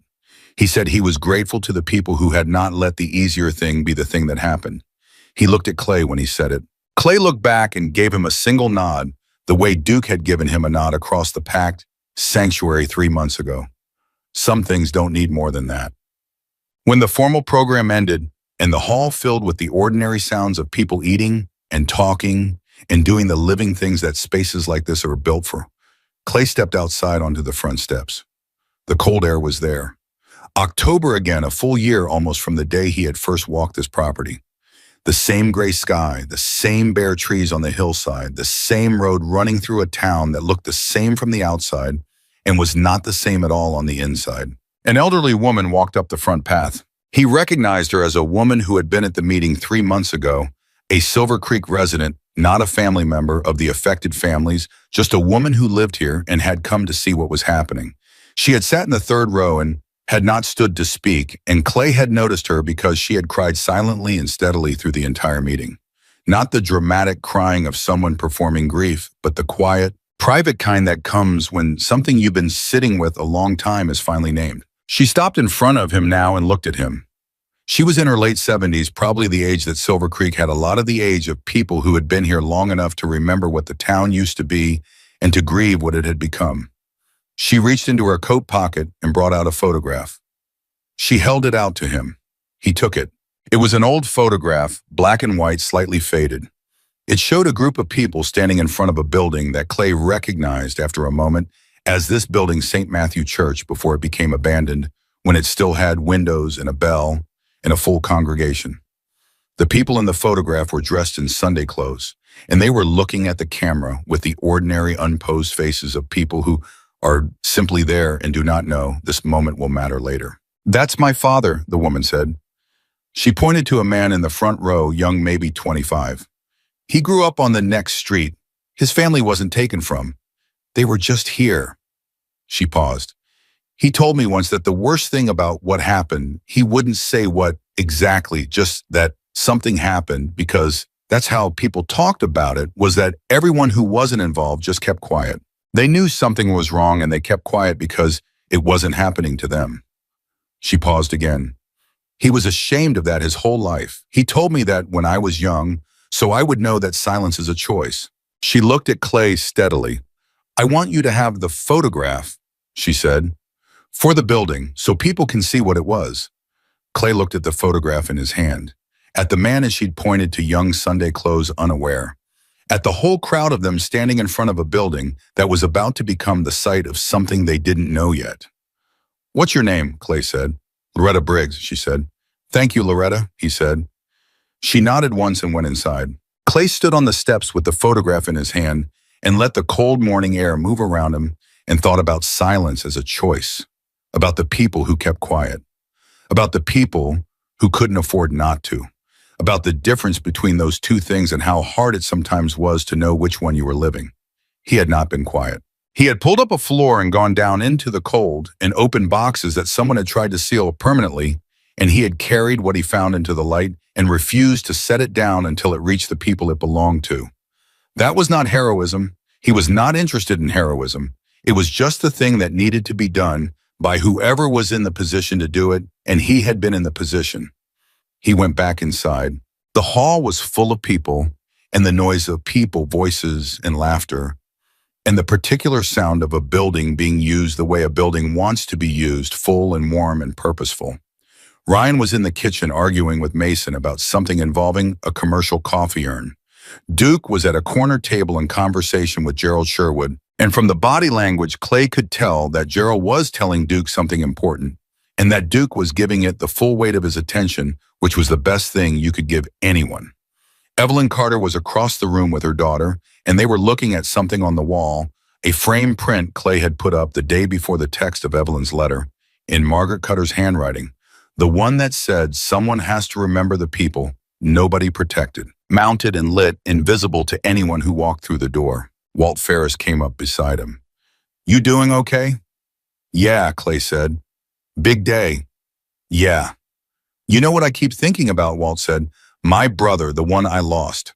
I keep thinking about how he never had a place like this, and how maybe if he had, he stopped. He didn't finish the sentence. He didn't need to. That's why it's here, Clay said. Walt nodded. He stood there for another moment, and then he went back into the room, back into the people, back into the living noise of a place that was doing what it was supposed to do. Clay stood in the doorway between the entrance and the hall and looked at it all. He thought about a Tuesday morning in October 12 months ago, almost to the day. He thought about 12 plastic folding chairs and a man reading property descriptions in a flat voice and a room full of people who didn't want what he was selling. He thought about a $46 bid and a key on a paper tag. He thought about cold air coming through a gap in a floor. He thought about Evelyn Carter's letter and Margaret Cutter's photograph and Dorothy Cobb's voice on a phone saying, "Say her name, please," and the sound that came after when he said it. He thought about Danny. Some things can't be fixed. Some losses are permanent, and some doors once closed don't open again, no matter how hard you work or how much you care or how stubbornly you refuse to walk away. Clay had learned that. He had learned it the hard way, and he carried it the way you carry things that are true and painful and unchangeable. But some doors can be opened.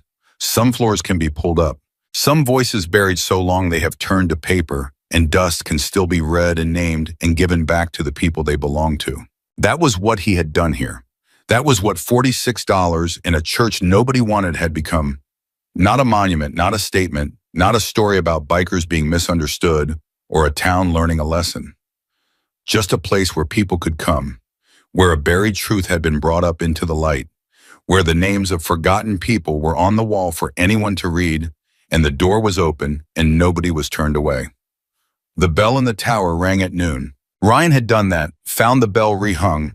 The bell figured out the mechanism, and at some point in the past week, apparently set it to ring on the hour, which was something Clay had not asked for and had not expected, and which was, he decided exactly right. The bell rang over Silver Creek and the hills around it, and the road that came in from the west, and the gravel lot full of cars, and the people inside the hall, who stopped talking for just a moment when they heard it, as people do. When a bell rings, an instinct older than any of them, to stop and mark the hour, to recognize that time is passing and that what you do in it matters. The bell rang and the people inside the hall went back to talking, and the day continued and the work continued and the door stayed open. That was enough. That was everything. That was exactly what $46 was always supposed to buy. "Don't thank me," Ethan said, already walking away. "Just get home safe." But Iron Jack Mercer stood there in the dark bleeding, watching that kid's back disappear down the alley, and he knew with absolute certainty that what he just witnessed wasn't something you forget. It wasn't something you let walk away without consequence. Some moments change one life. What happened in that alley behind the old Sundown station on Route 66 was about to change 100 of them. If this is your first time here, hit that subscribe button right now and follow this story all the way to the end, because I promise you, you won't see where it goes. Drop a comment with your city so I can see just how far this story travels. Now let's go back to where it all began. The night shift at Carver's Auto and Repair ended at 9:45, same as always. Ethan Carter pulled off his work gloves and tossed them onto the bench near the hydraulic lift, already thinking about what was left at home, a half-eaten sandwich in the fridge, a mother whose medication needed picking up in the morning, and maybe 4 hours of sleep if he got lucky. He was 19 years old, 2 months past his last birthday, and the kind of tired that didn't come from one long day, but from a long string of them stacked one on top of another until they started to feel permanent. He grabbed his jacket from the hook by the door, checked that the back entrance was locked, and stepped out into the warm Arizona night. Kingman wasn't a big town. People who'd never been there thought of it as a place you pass through on your way somewhere else, Route 66, cutting right through the middle of it. All the old neon signs and dusty storefronts that tourists photographed without ever stopping to eat or talk to anyone. But people who actually lived there knew it differently. They knew which diner stayed open past midnight, which mechanic would give you a fair price, which neighborhoods you walk through fast, and which ones you could slow down in. Ethan had grown up knowing all of it. He'd learned it the way kids learn things when they don't have the luxury of not paying attention. He took the route home he always took down Mineral Park Road, cutting through the parking lot behind the old Sundown station, which had been closed for 3 years, but still smelled faintly of motor oil and spilled soda from its better days. It saved him 7 minutes. He'd counted once back when he was 16, when 7 minutes still felt like it mattered. He was through the gate and halfway across the cracked asphalt when he heard it. Not a shout, not words, just the particular sound of something hitting a person. A dull, heavy impact that landed in the stomach before it registered in the mind, followed by a low grunt that was the sound of someone trying not to make a sound at all. Ethan stopped. His body stopped before his mind did. Some instinct that lived below, thought below decision, just pulled his legs to a halt and turned his head toward the far corner of the lot, where the shadows were thickest, back behind the old service bays, where the overhead lights had burned out so long ago that nobody had bothered to report them anymore. He saw 4 of them first.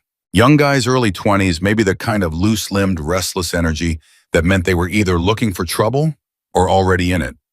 They were moving in a loose circle around something, around someone, and that someone was down on one knee on the asphalt, one hand braced against the ground, a leather vest catching the distant glow of a streetlight just enough to show the patches on the back. The man was big.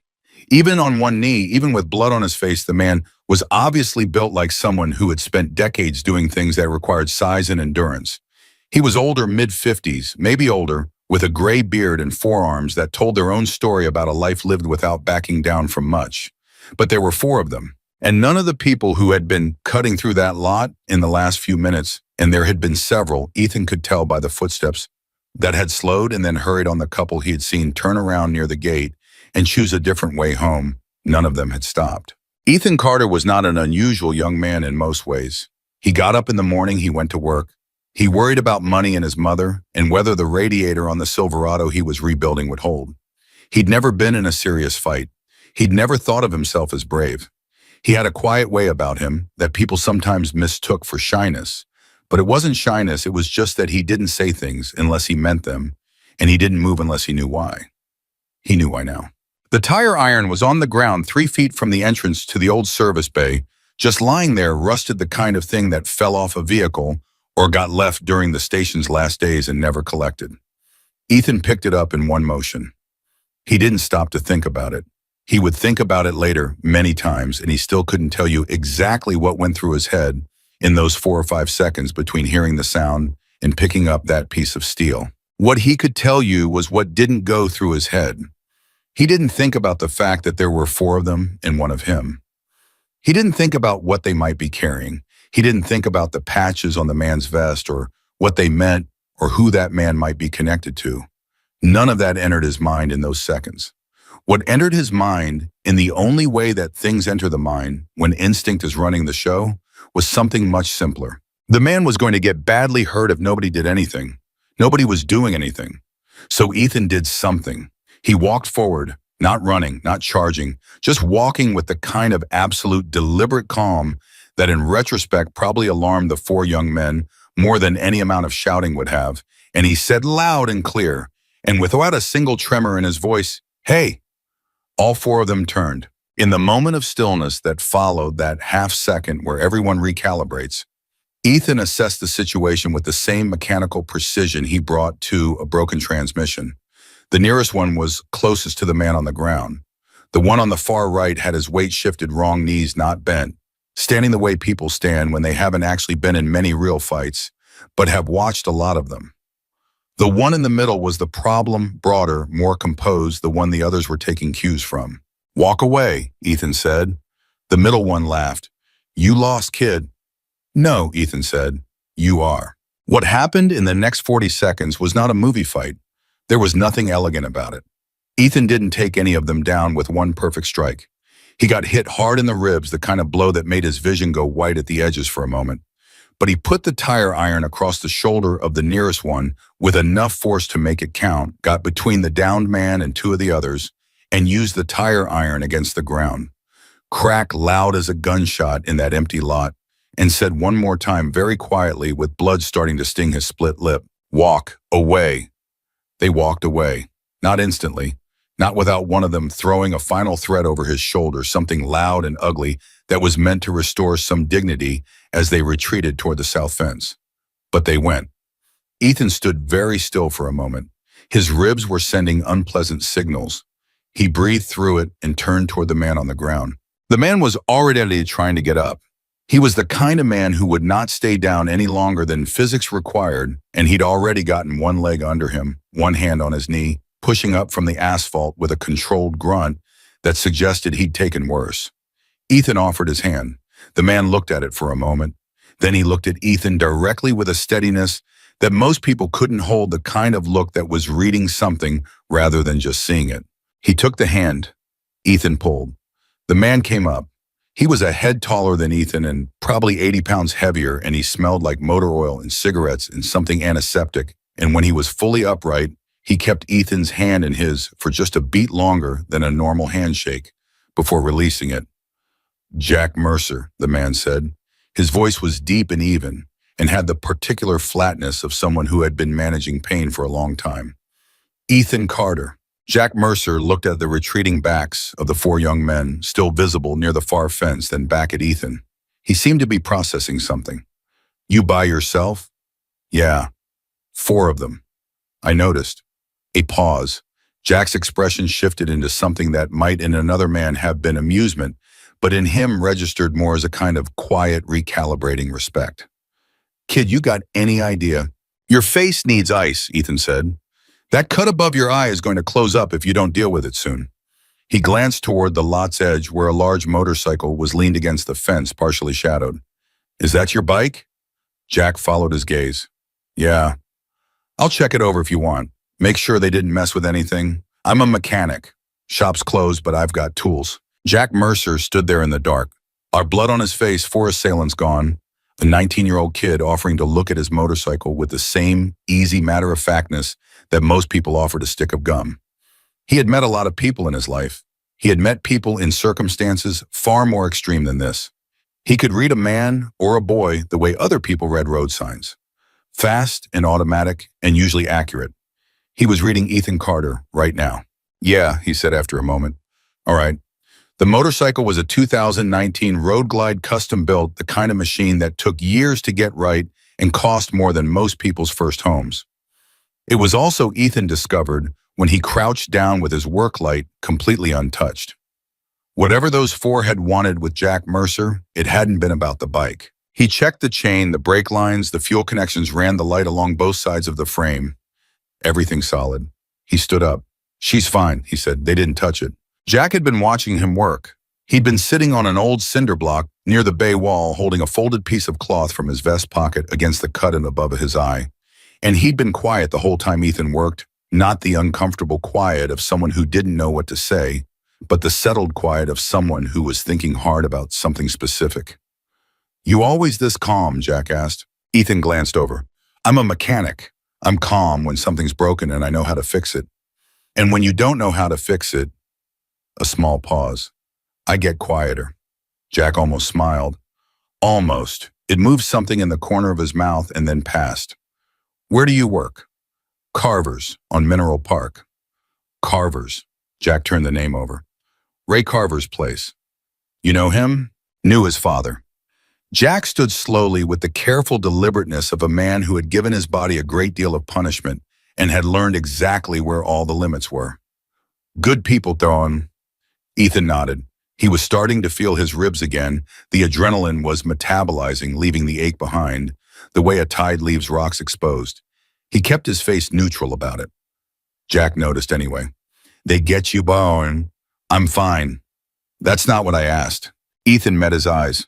"Ribs. I've had worse from a torque wrench." He picked up his jacket from where it had fallen during the altercation. "You got somewhere to go. Someone who knows you're here.